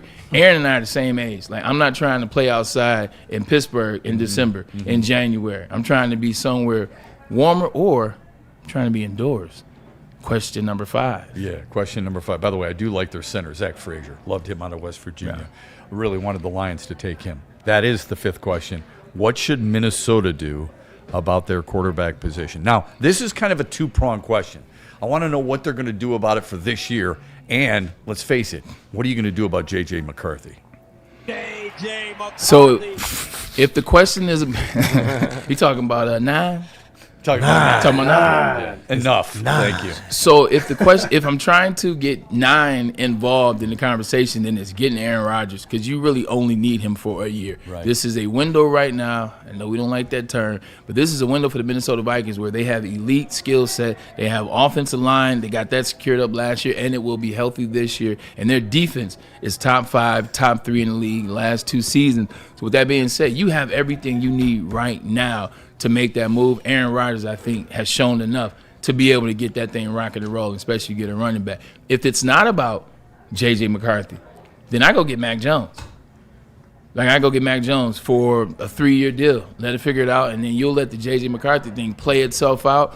But from what Mac Jones showed me last year, he's not a good quarterback if he's down there with a quarterback's coach or a team that doesn't know what they do, i.e. the Jacksonville Jaguars, the Titans, or who was he when he first got the New England Patriots. When that system fell, Bill was gone. But when you give him an offensive coordinator who knows what the hell he's doing, like he had last year with Kyle Shanahan, like, he was amazing. He had 97 was his QBR. Like, that's Tom Brady. Like, that's Tom Brady's career QBR. When he's playing with those bums, it's 85%. So get Mac Jones with Kevin O'Connell. I think you see more of what you saw out of Mac Jones last year. Okay, I'm going to throw one more curve at you. Okay. Wasn't ready for this. Yeah, here it is. With Taylor Decker coming back, what is their early round needs more for the Lions? Is it offensive guard? Is it center? Is it edge? Or is it tackle? Edge and tackle. In that order? Yeah, edge and tackle. So you don't think guard? Well, guard is going to be free agent move. Oh, you think so? Guard's going to be a free agent move. Okay. 100%. All right. The reason I bring that up is because if you look at the Lions' offensive line pressure allowed, the best on the team was Penei Sewell, which is pretty obvious, at 3.1%. And it was fourth among tackles. Tate Ratledge was second in pressures allowed at 3.7%. Yeah, there you go. Thank you. Love that roar. It was ninth when it comes to guards. Taylor Decker came up at just under 6%, 15th amongst tackles. Then it was Graham Glasgow, and then it was Christian Mahogany. I know he only started, 11 games, but it was 6.6%. That's 29th. Yikes. That's the reason I ask about the guard. Are we so sure that the Lions don't already have their center? Well, there was a little bit of alluding to that at the combine that Tate Ratledge is still in play in that situation. I don't know what you read into that, because remember, Frank Ragnow started as a guard, and that's where I was and going. moved to center. Yeah. It's not unusual. Into a Tom Jones song, it's not unusual, but I do. Not unusual Thank you. to be loved by anyone. But I do wonder, if you're going to do that, why would you sign? Now they haven't done this yet, but why would you go out and get a free agent center and almost stunt the growth of Tate Ratledge at center, if you indeed believe that's an option for you moving forward? Like, you do it if you're going to do it. Yeah. Draft the damn guard, move Ratledge to center, and then put the guard there. But then suddenly you have, for all intents and purposes, a rookie center and a rookie guard, don't you? Yeah, it's true. It's one of those things trying to figure out what a team is going to do, and wish they would just tell us. The Cade Mays thing has me, and that's what I keep thinking about and keep wanting to go to. But I like it too. Yeah. I do. He's going to cost. I think he'll cost somewhere in the neighborhood of $12 million. Sport Track is projecting that, whereas you're talking about a Tyler Linderbaum who's going to project closer to $20 million. $8 million is a lot of money to save. You know what I'm saying? Yeah. So it's going to work. All right, quick timeout. That was good. I love the rapid fire. You like that? It was great stuff. I appreciate it. It's good stuff. I like it too. It keeps me on my toes, man. I had to take some notes. The best Big Four. We teased this a little bit yesterday, but when we come back, Brad Holmes with Rich Eisen yesterday on the window for his team and a few other things. We'll get to that after this from Dr. Jeffrey Pierce, who sometimes gets confused with me. 100%. If it's Cassie. Dr. Pierce is the man that we have come to trust as it relates to providing you injury insights. 248-426-9944. But I guess that would be for his Michigan Sports Spine business. I go there all the time. Why? Because you know what? Sometimes I have things and I don't want to necessarily think that it's something else. I don't want to play WebMD. No, I just go to the doctor, gets it right, and that's Dr. Jeff Pierce. He can get you back. Aches, pains, it doesn't matter what it is. It's about the right diagnosis, and that's what you get out of him in Michigan Sports and Spine. And then tune in. He's on Big D Energy on Tuesdays. He's here on Thursdays, and he's talking about players, getting them back, or are they going to be with the team in the future? Conversations like that with Kirby Joseph. Conversations like that with Brian Brandt. So stay tuned. We'll see him on Thursdays, and if you need help, got the number right there. Fitness now has even more best-in-class strength equipment. Join today for $1 down and save. We're stepping it up. We're not slowing down. Finding new faith, new focus. Love that new equipment smell. So, you in? Join the club today. Save when you join for just $1 down, $15 a month. Planet Fitness. We're all strong on this planet.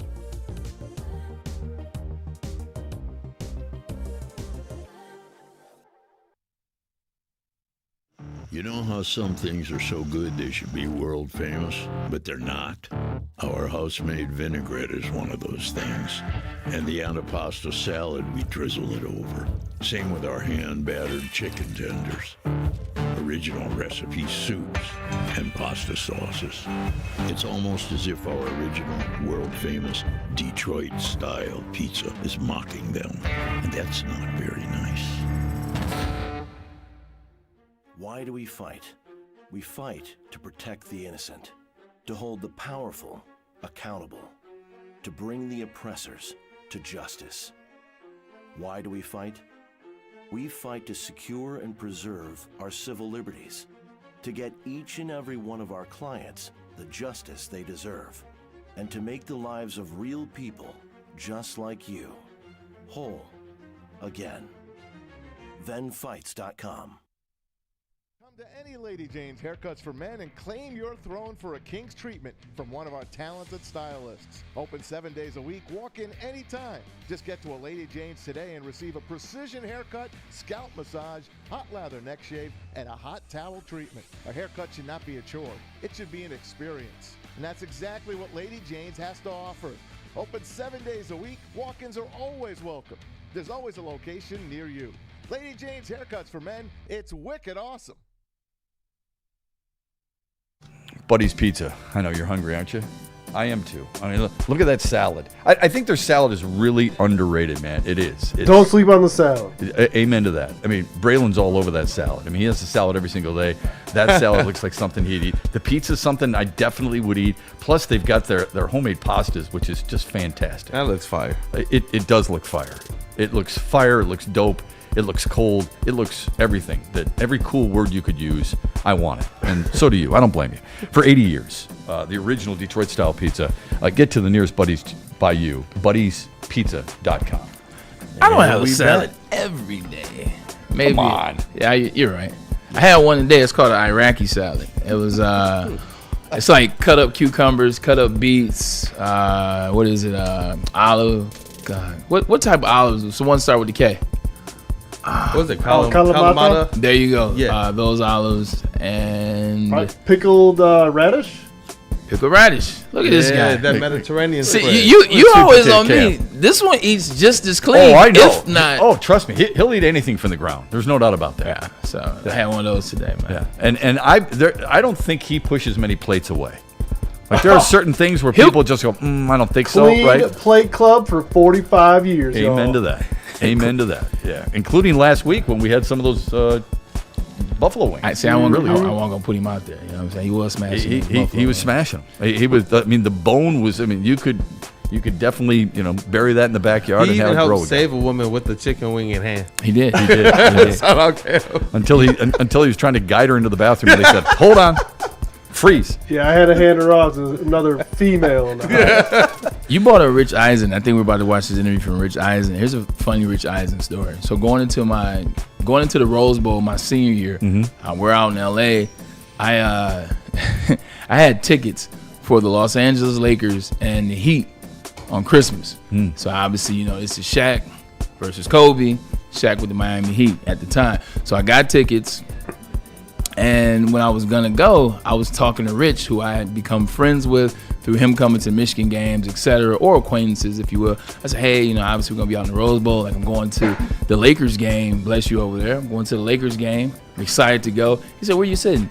I said, they're like second row. He was like, so you have second row tickets for Shaq versus Kobe on Christmas, and you're still in college?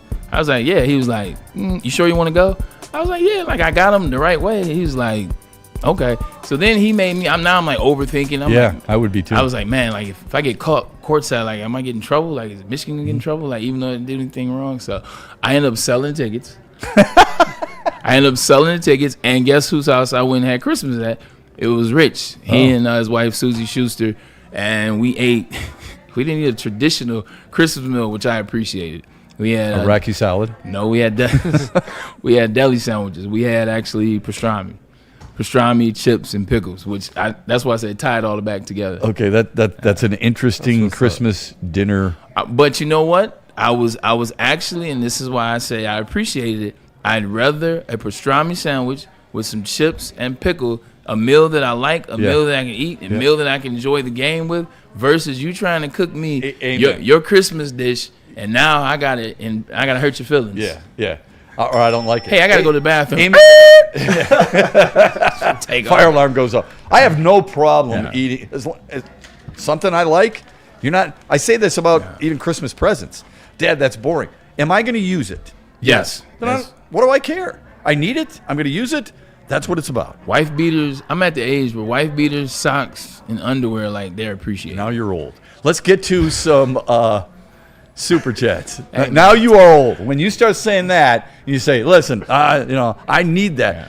As my wife and kids always say, you can go to the store and buy those in a packet for about $12.99. You'll be okay. This is true, but I got other stuff. My mind goes other places. Comfort. All about that comfort. Stopping on the way home at a store and going down the aisles and picking up underwear and things like that. It's not on my bucket list. Like the Seinfeld episode. My boys need a home. Okay, go ahead. Give me the exactly. Give me the super chats. I was gonna say, man, like as my 5 o'clock shadow is dawning on. I get you, bro. Them socks and boxers today are much more appreciated. Right on. But Randall Smalls, $5 super chat. He says, "All I know is Wemby is gonna have to go against Stu next game."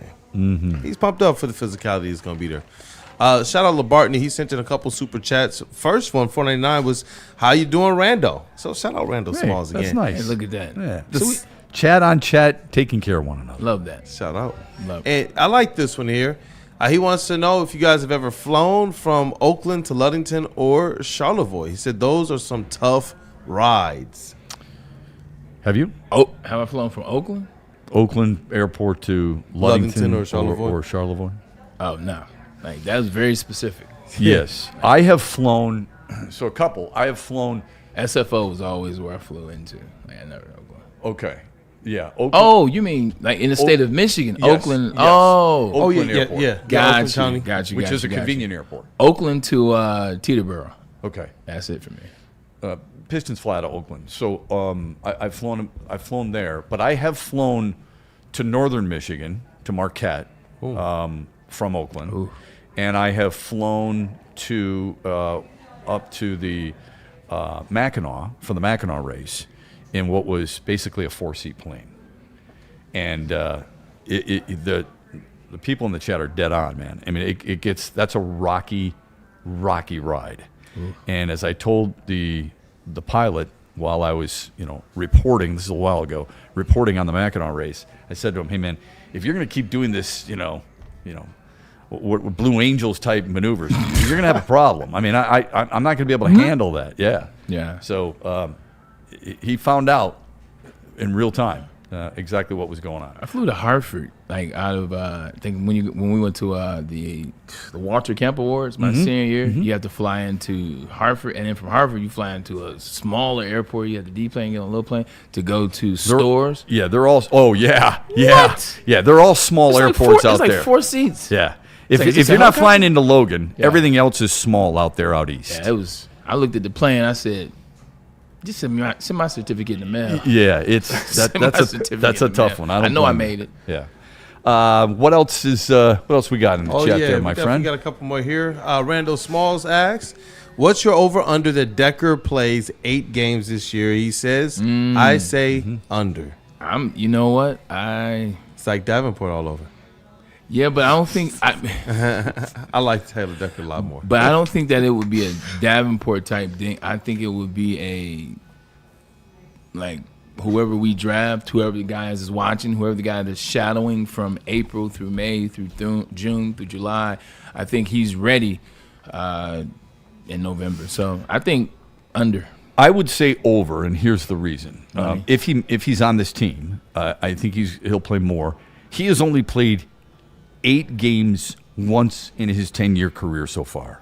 Usually it's double digits. He's averaging about 15 games per year. And every game he's ever played in the National Football League, he's started 140. So I think it will be over. I'm not saying by a lot, but it'd be over. I think it'd be more. That's fair. Keep up with the super chats. Over or definitely under gotta- Randall's wearing the Red Wings. I think today is a Rando Red Wing day. I think Randall's wearing Pistons today, Red Wings tomorrow, since they play in Ottawa tomorrow. I think he's all over. See, you thought that one out. I Yeah. should have shut up. So we got a couple more here I want to read. Labartney with a 4.99 and J-Rod with a 10. I'll do Labartney's first. He says tomato soup and grilled cheese is elite. Shout out to my BGSU coaches. They invited the whole DL for family dinners. Beautiful. I'm honorary BGSU 1,000%. Scott Leffler? Exactly. Like my sister went to Bowling Green. Help with that education. And then Scott Leffler. Good for you. Scott Leffler, Soup, Moeller. Yep. A lot of those guys were there. So shout out to BGSU, man. And then Pete, who used to be here. Shout out to Pete. Pete's a That's big right. BGSU Let guy. Pete cook. Let Pete. Well. Yeah. Or not. Or not.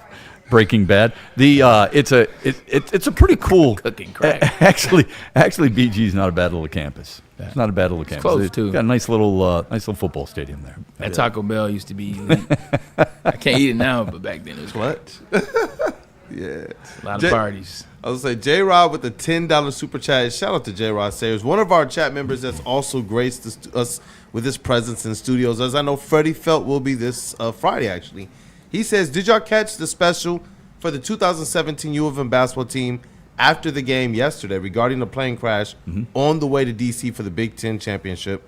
He says, shout out to Shep for his radio play-by-play in the background. Yeah, thank you.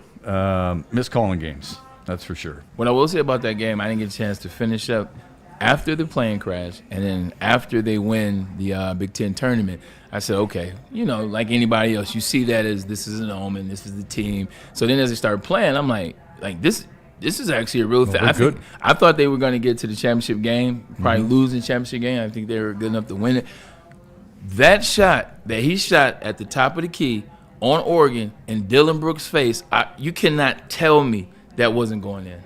Because they lost to them in the Elite Eight, right? Or was it Sweet 16? I think it was Elite Eight. Yeah, they lost in the Elite Eight. Like, he's at the top of the key, shoots. Like, you want that shot. It had to, it was I still can't believe that shot did not go in. Yeah. That was a good team, man. I think it was an underrated team. And Derek Walton, Mo Wagner, those guys were really, really good. Yeah. Derek Walton's one of my favorite guys. But thank you. Yeah, I appreciate that. And miss calling basketball, that's for sure. I think I should be, but go ahead. Shout out to the people, man. They've been hitting that like button and supporting us with the super chat. So we got caught up there. Thank you, guys. Love that. All right. Continue to support. Love it very much. All right, let's get to some of the sound from Brad Holmes from yesterday. All right, and then we'll try to squeeze in if we can. It's kind of a cool little exercise. We could always hold it till tomorrow if we want to, but the best Big Four of 6 major teams or 6 major markets. But first, Brad Holmes talking with Rich Eisen yesterday, a friend of Braylon Edwards, on the window that is the Detroit Lions still. What do you say, because I'm in the narrative business, Brad Holmes, what do you say to the narrative that the Lions window is closing and that the ceiling was halftime of the NFC Championship game a couple of years ago? What do you say to that, Brad? You know what? I would push back on that just because even with the dilemma that we're facing now, is that we have a lot of young ascending players that are eligible for extensions. Even look back at this past season, I want to say we had 6 Pro Bowl players, and we had 3 all-pro caliber players that weren't even available. That could have been more. So I think what we've done in the draft in terms of having these ascending young players, I do think that that's given us an opportunity to keep our window open, and then also our quarterback. I think he's in his prime. He's playing at a high level. So I think just those alone keeps that window open. But I understand the situations. Like, yeah, you get that close to making it to the big game, and then you don't make it that close again. Okay. I think an interesting take. I think it's shared by a lot of people. I thought some of the things that I wrote down where we've got a lot of young ascending players. Are they ascending or are they established, or does it really matter? And then lastly, 3 All-Pros who weren't available. I assume he's talking about Liam McNeil. One. He's talking about Brian Branch. No, and Kirby Joseph. I didn't know Brian made All-Pro. That's what I was saying. Yeah, I'm trying to think of who he might have been referring to. Was it Frank Ragnow? Maybe. I guess he's never. Yeah. Yeah, he was like Brian Branch was a Pro Bowler, but yeah, he's not an was. All-Pro. No. Right. Yeah. We thought he was. He's a damn good player. Damn good player. Yeah, who am I missing? Is it Sam Laporta, you think? Oh. Maybe Sam Laporta would be the other one? And Kirby didn't. But regardless, to that point, there's players there. There's 2 All-Pros for sure, and the other 2 were Pro Bowlers. So you're talking about 4 Pro Bowl caliber type players that have the ability to be better. That's fine. And Kirby Joseph was an All-Pro, in fairness. Yeah, he was. Dilemma. When he said the dilemma, it kind of struck me. Was it the dilemma he was talking about? Was it Kirby Joseph and Brian Branch not knowing the availability for them? So that was the first thing. What's the dilemma? Because when you say dilemma, that means problem. That's another word for problem, another word for issue, another word for something that we have to take serious. So what was that? And then the second thing, he likes to revert to the past a lot. Now, he likes to revert to the past. He likes to revert to the 2023 draft where he where he drafted Jahmyr Gibbs, where he drafted Sam Laporta, Brian Branch, and because he said, well, we had some All-Pro guys. We had 6 guys make the Pro Bowl last year, guys he drafted. It didn't matter. Those 6 guys didn't get you to playoffs. So why are we continuously to revert to what has happened in the past? We got, and then you said ascending. This just is like we revert to the past. This is always kind of like a deflect for me. And then when you bring up, then we had 3 All-Pros that weren't available. Like, okay, let's go to the San Francisco 49ers, who also had 3 All-Pros that weren't available last year. We can't do this. Yes. We can't continue to have this conversation. So I'm not knocking it. There's not a lot to come out of it. I'm just saying it seems like when he's interviewed, it's the same type of responses. It's the same type of point to, like, I know we didn't have success, and I know this is a dilemma situation, but we've drafted well. We got some guys here. We got some guys in the stable. We got some guys that will be coming back. So I think we're good. So just not Amber Alert, but antenna went up. Do you think it's viewed by some as a bit of an excuse making? A little bit. Okay. But it's a real thing. Look, when you have All-Pro guys, when you have guys that are as good as Brian Branch and Kirby Joseph, especially when they're playing together, those are 2, maybe even the best safety, when they were playing in the NFL, it affects a lot of things. DBs can't have the type of success. Talking about DJ Reed, talking about Terry and Arnold. Like, it affects you 100%. But you got to find ways around it. Like, you got to find ways to new conversation that cannot be consistently the conversation. Because if we want to talk about injuries, they've played the Lions for the last 5 years. Right. They have. Like, I remember they broke the NFL record in 2021. The year they went 3-13-1. They had like 29 guys and missed that year. So it was not a red flag, but just a bit of annoyance. So, some people say in the chat that Brad Holmes, he doesn't draft very well. I'm phrasing it nicely. He has drafted well at times. Hasn't drafted well. Well, didn't draft very well in 2024. It's tough to find the redeeming value in his draft to 2024. You said it yesterday. This is really big for him in this offseason because of that 2024 draft class, because maybe the impact from the 2025 draft class wasn't necessarily felt, and you wanted more out of Tyleik Williams. You didn't get it. They didn't use Isaac Tesla the way you wanted to, so maybe there's something there. I'm laughing at the face, because that face says it all. Like, I feel like when he was at the podium or when he was getting interviewed or he was doing things 2 seasons ago, 3 seasons ago, maybe even a year and a half ago, like, it was a little bit more chest out. There's a little bit more confidence. There's a little bit more into which he's giving you. There's a little bit more to what he's talking about moving forward. He's on the defense more now. He's more on the defense, and he's reverting to the past a lot. Yeah. Which makes me, Cam over there getting it. Like, Cam, I actually love you, man. Like, I actually love you. But, yeah, he's reverting to the past a lot as opposed to, hey, this is the plan. This is what we're going to do. This is what we see. Chest poked up, confident, how he's having conversation. Now it's a little bit more laid back, reserved, and I'm pointing out things that everyone in this city and everyone that cheers for the Lions already know. You know, a really good point here by Kevin Bell in the chat. He said Seattle didn't even have a window last year. So that's another example of, sometimes it just comes out of nowhere. So that's a good point. All right, how about Brad Holmes on Drew Petzing? This has been the story, and we've been besieged in the media about now this is a perfect match. This is a match made in heaven is what everybody's telling us. Let's hope that's the case. Here's Brad Holmes and why it is such a good fit. And, Drew Petzing's now in here, right?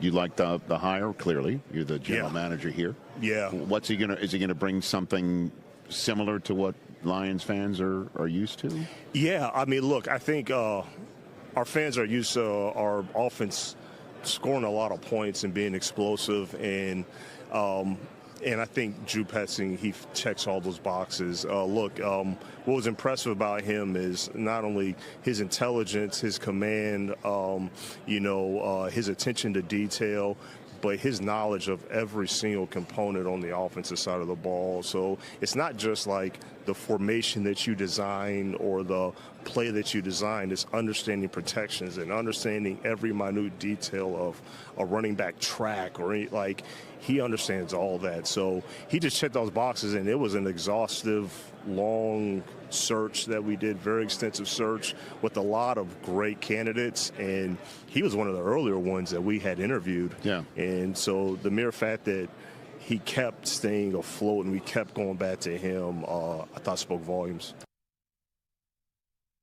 Two things. The first thing is about the Seattle comment. You got to be careful making that comment because John Schneider, what he's done for the last 15, 16 years as a GM, he was prepared, and he's prepared that team to have that non-window moment when you've drafted so well on the defense, when you've gone out and acquired free agents, when you've made trades at the trade deadline or before the trade deadline. Like, they have been doing that for a very long time. So when you get a situation where Geno Smith leaves and you get a chance to get Sam Darnold because the Minnesota Vikings are stupid, it's a lucky play, but luck is when preparation meets opportunity.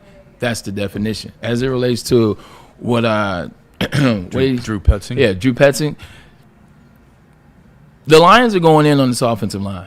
Like, that's the gist that I get from Drew Petzing. Drew Petzing is the guy that's going to come here. He's going to implement the run. They are going to run the ball. They're trying to get back to what they've done. They're going to get a left tackle. They're going to get a guard and a center. Now, how they go about getting, I don't know. They're going to get those three. They want to run the ball. They want to legitimately reinvent the play-action pass, which worked so well for the Detroit Lions over the last 3 seasons, with the exception of last year, and they want to control the clock. That's what you get Drew Petzing for. That's why they're so excited about that. So with that being said, and I'm listening to him talk, he knows the game plan. He knows how to get the guys on the tracks, the track lanes, etc.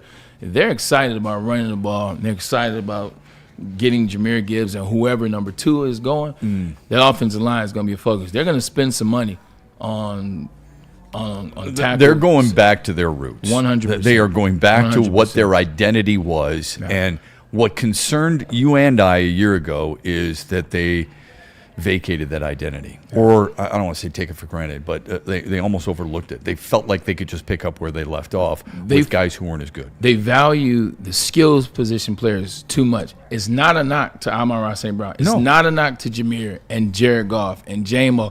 They are elite. 1,000% they're elite. Hard stop.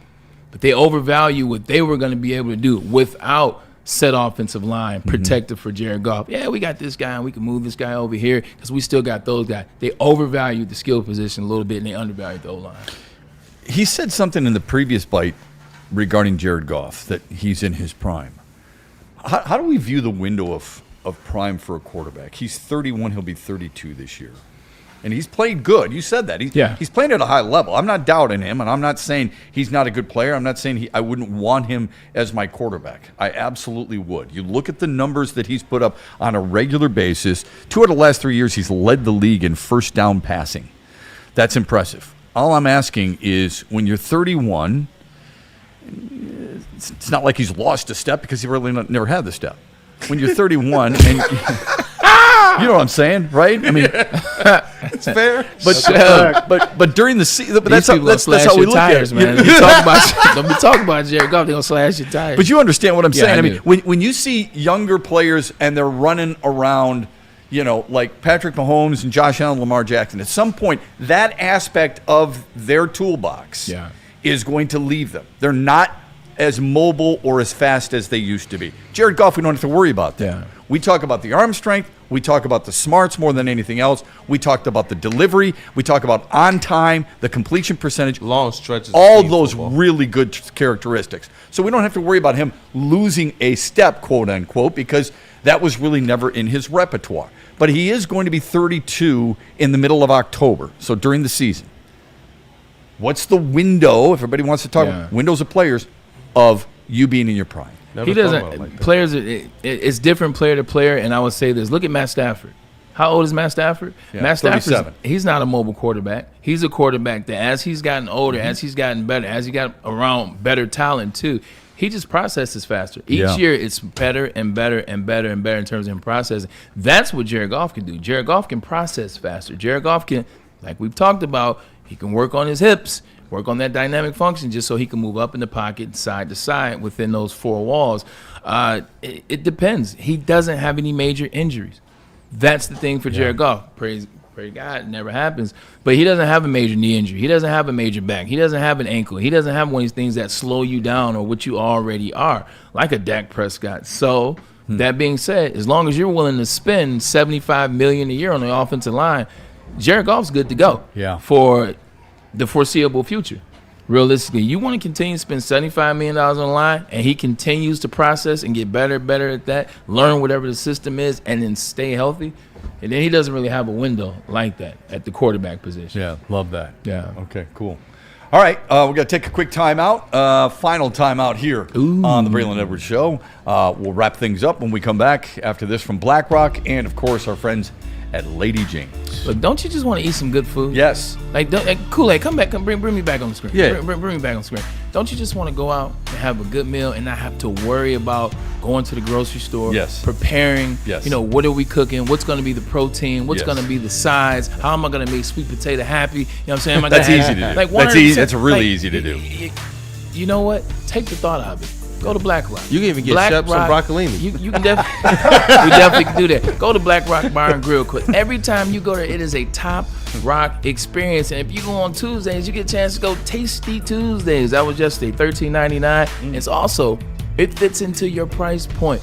Half a pound of ribs. Also, the coconut shrimp and fries. That's only $13.99. And also, what about Thursdays, which is tomorrow? It's fire. Sizzling Thursdays, because BlackRock Bar and Grill is a place that sizzles like no other. 6-ounce sirloin, shrimp scampi, and your choice of soup or salad and a side.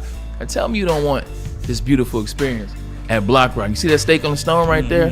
See the steak on the stone? Making me hungry. I'm telling you, take the thought process out of it. And the best thing about it is, you mentioned Woodward Sports, may do something for you on that bill. I don't know if I want the steak or the shrimp more, because that shrimp is fire. Hey, Shep, you don't have to choose. You can get them both. Shep, both. You get them both. Shep, both. You just got a Braylon's breakdown about food. I know. You saw that? That's amazing. BOF. Let's go. By the way, we're both of them. Yeah. In the words of Shannon Sharp. Both. By the way, we got to do that this summer. We got to do a Braylon's breakdown with him on the grill. Ooh. Right? Seriously. Say less. Okay? So, yeah, we're just going to, we get the tongs out there, Memorial get the spatula, I don't care. Flipping over, once a week, I want to see, during the summer, I want to see your best stuff on the grill. Kool-Aid's going to do that. Sweet Potato Cam's going to do that. Braylon will do that, and we'll all learn something about how to grill just a little bit better. I left myself out of there. I do want to include myself when it comes to Lady Jane's. This is the place to be if you want to look your best. They are the best to make you look your best. Lady Jane's Haircuts for Men. You walk in, you leave handsome and clean. Lady Jane's open 10 till 8, 7 days a week. Walk in anytime. It is wicked awesome. Fitness now has even more best-in-class strength equipment. Join today for $1 down and save. We're stepping it up. We're not slowing down. Finding new faith, new focus. Love that new equipment smell. So, you in? Join the club today. Save when you join for just $1 down, $15 a month. Planet Fitness. We're all strong on this planet.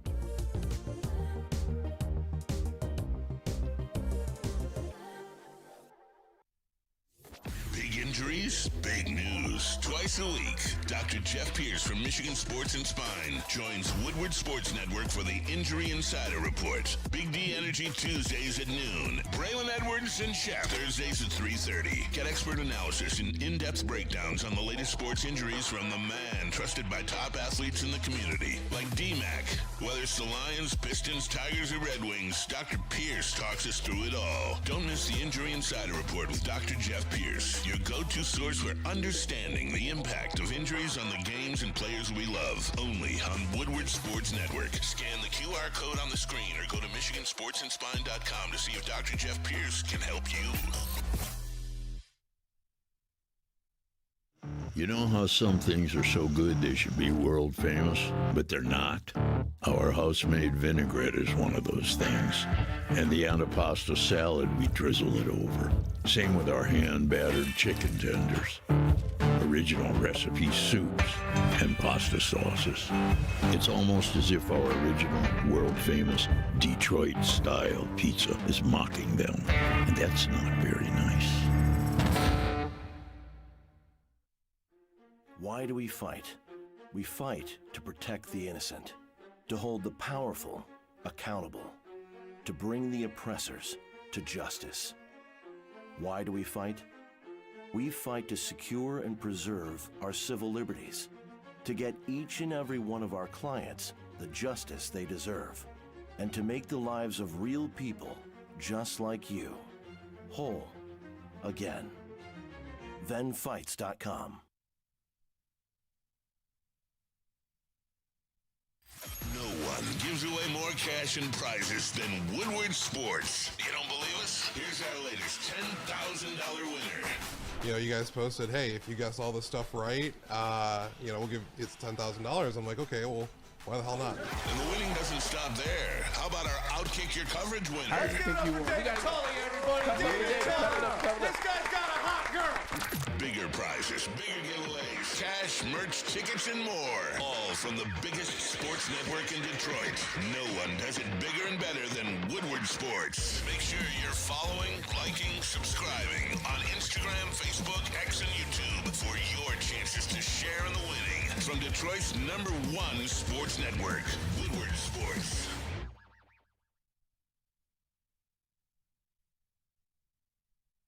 Like a frostbite straight from the divine. Cold rush on my skin feels so fine. Muscle freeze, he's a ache. No side effects, no mistake.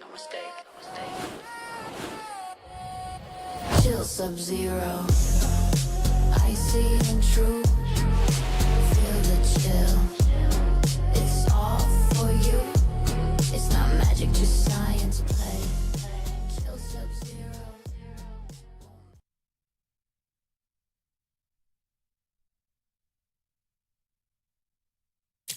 Thank you to all the fans for making Woodward Sports your #1 online destination for Detroit sports. We promise not to drop the ball. The most talked about Detroit media by other Detroit media, and we love it. It's the Woodward Sports Network.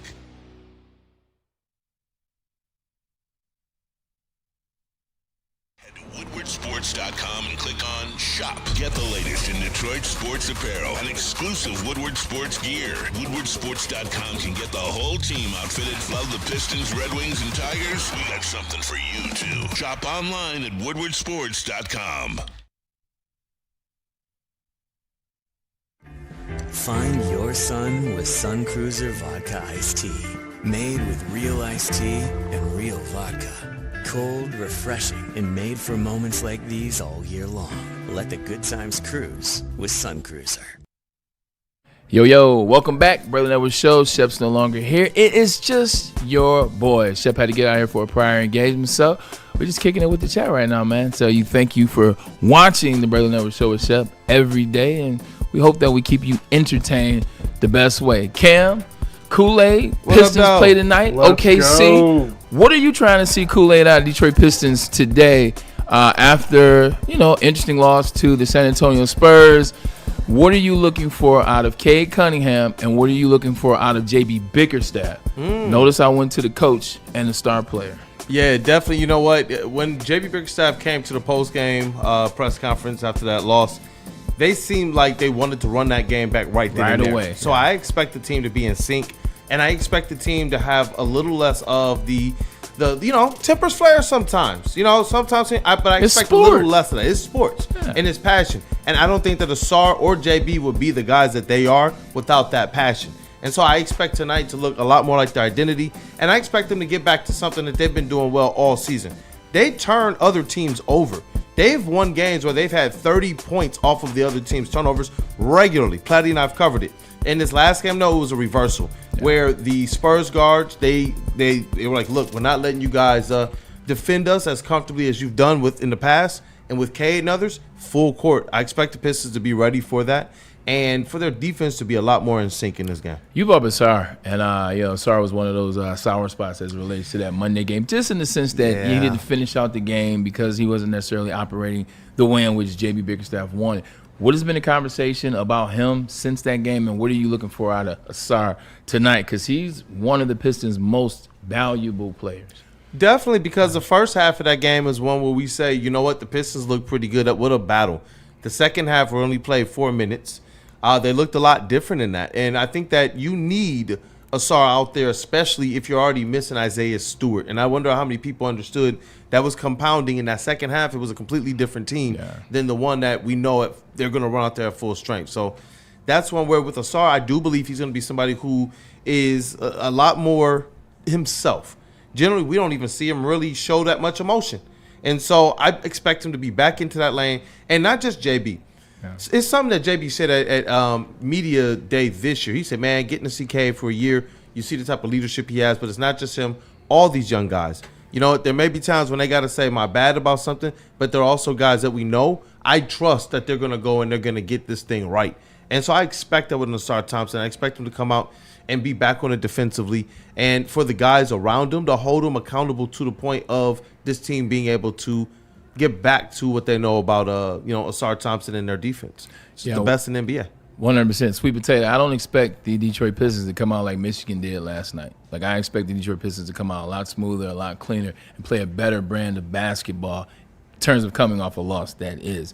What do you guys got going on tonight? Outside of the game, I know you'll be at the game. Sweet potato, what do you have going on? 4 minutes left in the show. Let me know if there's some super chats, mailbag, questions. Anybody, submit some questions right now. We got 4 or 5 minutes. I'll keep my eye on it. You can submit questions, and I will answer right now. But Sweet Potato, what you got up, man? Yes, sir. I'm going to be posted at the crib, watching the game, cooking some good food. You already know. Okay. He's the most interesting man in the world, Maxing right? I'm serious. Relax. We got to get him in the new Dos Equis commercial, man. Yeah. He's got to be the Dos Equis most with the mustache important man in the world. Hey, this mustache ain't going to last that much longer. Once it starts warming up, gone. You cutting the mustache? Gone. You cutting the mustache off? I mean, in a couple months. You got it for a couple months. Okay. Somebody say the mustache is a part of the character. Respect. I mean, it's going to be gone in the summer, though. Believe that. All right. I do believe you. Kool-Aid. OKC, no SGA tonight. They still won't have him, but they did get Caruso back. They Let's don't go get Jay. Pistons. Like, how good is that team without SGA? I saw something earlier and we was talking about if you take stars off teams, are they even, playoff team? You take SGA off that team. What is that team without SGA? Are they top 5 in the West? Are they 8 in the West? Are they a playoff team in the West? I will say this. I believe that they're definitely still a playoff team. SGA, MVP candidate, champion. MVP candidate this year, champion. And we already understand the all-world talent he is, but we've still seen OKC over the years be a really good team, similar to what we see with Boston Celtics without a Jason Tatum. And those are your championship-built teams. What do we say about the Pistons' record without their guys? Well, they've been pretty good without Cade, without Duren, and without Stewart, surprisingly. And some of those games were a combo where they're missing 2 or 3 of those guys. You see this with OKC on a whole nother level with it, probably at the best. I think the best team in the league without their star, to put it that way. And if I had to say it, Boston Celtics. You think Boston Celtics? I'm just, but it's a battle. It's a battle between Boston Celtics, SGA. We still see in the Thunder. We still see those two teams go out there and look like themselves. Not just find ways to win, but they still look like themselves. And to see those teams that deep, and you see the harmony in those teams. It's like those guys know their roles, But then when there's an SGA out, you see these other guys start to step up and be able to make sure that team is still playing to the same level of principle. So this isn't going to be an easy game. This reminds me of just like I was talking about with the Boston Celtics. Y'all remember we were telling you guys the Celtics are going to be a sneaky good team against the Detroit Pistons. And I do believe tonight will be a good game, but I do believe the Pistons are going to get back to winning. Yeah, 100%. You catch that game on ESPN. Tip-off is at 7:30. You know what I'm going to bring in tomorrow? I'm very, very excited. I'm going to tell you now. I'm going to just preface it now. Maybe the chat can go out there and get a chance and pick up some of these. I'll bring them in for us. Frito-Lay did a collab. Frito-Lay, you know who they are. They own Fritos, Doritos, Ruffles, the whole nine. Yeah. They did a collab with 3 of their brands, okay? And they crossed them, if you will. There is a Masterpiece Buffalo Cheeto mixing Lay's Masterpiece with Cheetos. There is a sour cream and cheddar Dorito. Oh, yeah. Mixing Ruffles and Dorito. And then there is a, what's the other one? Cool Ranch Ruffle. Do these 3 sound like anything Give that me you those would... Cool Ranch Bridges. Cool Ranch Ruffle sounds The fire. Cool Ranch Ruffle is the one for you, just hearing, no pictures? That, just like hearing it, I'm like, you know what? That sounds amazing. Especially with maybe some type of chip dip, too. Oh, man, I got a great story. This is how it ended. It's 4 o'clock. Cool Ranch Doritos. Do you know how they were found? You got to talk to me. No. I don't. So like back in Disney, back in the day, intrigued. there used to be a restaurant at Disney, on the property at Disneyland. Used to be a restaurant, and at the end of the night, all their tortillas, they just throw out. They throw them in the trash at the end of the day. What? I'm talking about wasting thousands and thousands tortillas that weren't used. They were sitting out, etc. You know, at theme parks, you try to keep it clean as you can for a bunch of kids touching everything. But they used to throw them out, and when they got a new manager at Disney World at that restaurant, he was like, "Whoa, you guys just throw these out at the end of the night?" Now, this is what we're gonna do. We're going to fry them. We're going to cut them in half, season them a little bit, and we'll just sell them as its own little delicacy. It's like 1961 they did. Sold them as a delicacy, and the guy that worked for Doritos saw that, had them, tried them, convinced Doritos to buy this out and do the same thing. And long story short, Cool Ranch Doritos were born out of trash bread. Basically, trash bread at the end of the night at a restaurant at Disney World, and now we have Cool Ranch Doritos. And I was going to say, we do got one super chat I'm throwing in because it's from our guy Michael Wary. I ain't going nowhere. $5 super chat. He says, any thoughts on the moves Brad may or may not make during the free agency period? And I guess that comes off of with the comments we've heard him make so far. Yeah, he's a little bland at the microphone, but I think we've become used to that. I think regardless of what we're hearing, I think the intent is going to be to make some strong moves. They don't have a choice. You could talk about there's no such thing as a window and this, that, and the third. There's a such thing as pressure. And I think when you put yourself behind the 8 ball like the Lions have done this past season leading to now, there is pressure. There's pressure to deliver, if you will. They got to get the offensive line right. The offensive line was the identity for the 4 years that the Lions were ascending. Until this year, you saw that they got to get the O-line right. That's the center, that's the guard, that's the tackle position. Seems like they bought Taylor Decker back. Seems like they're still going to draft potentially 2. First round and then maybe even in the 3rd round, a guard or something along those lines. But I think they will make moves. I think that they will make some moves, maybe even on par with what the Detroit Tigers did. They got everybody getting going when he brought in Framber Valdez. Look, that's going to do it for us here at the Braylon Network Show with Shep. We'll see you tomorrow. We'll have more insight from the Combine. We'll talk about a Detroit Pistons win because they're going to get their get back today. For myself, Matt Shepard, Kool-Aid, and Sweet Potato Can, we are the Braylon Network Show with Shep, and we'll see you mañana. Looking for your daily sports fix? Look no further. Join Braylon Edwards, the University of Michigan legend. Lofting it right corner of the end zone for Braylon, up in the air. Touchdown, Michigan! And Shep. Do you believe this comeback? Your favorite sports commentator as they tackle the hottest topics in the world of sports. Catch the Braylon Edwards Show with Shep. Monday through Friday from 2 to 4 p.m. on the Woodward Sports Network. Get ready to laugh, learn, and love sports like never before.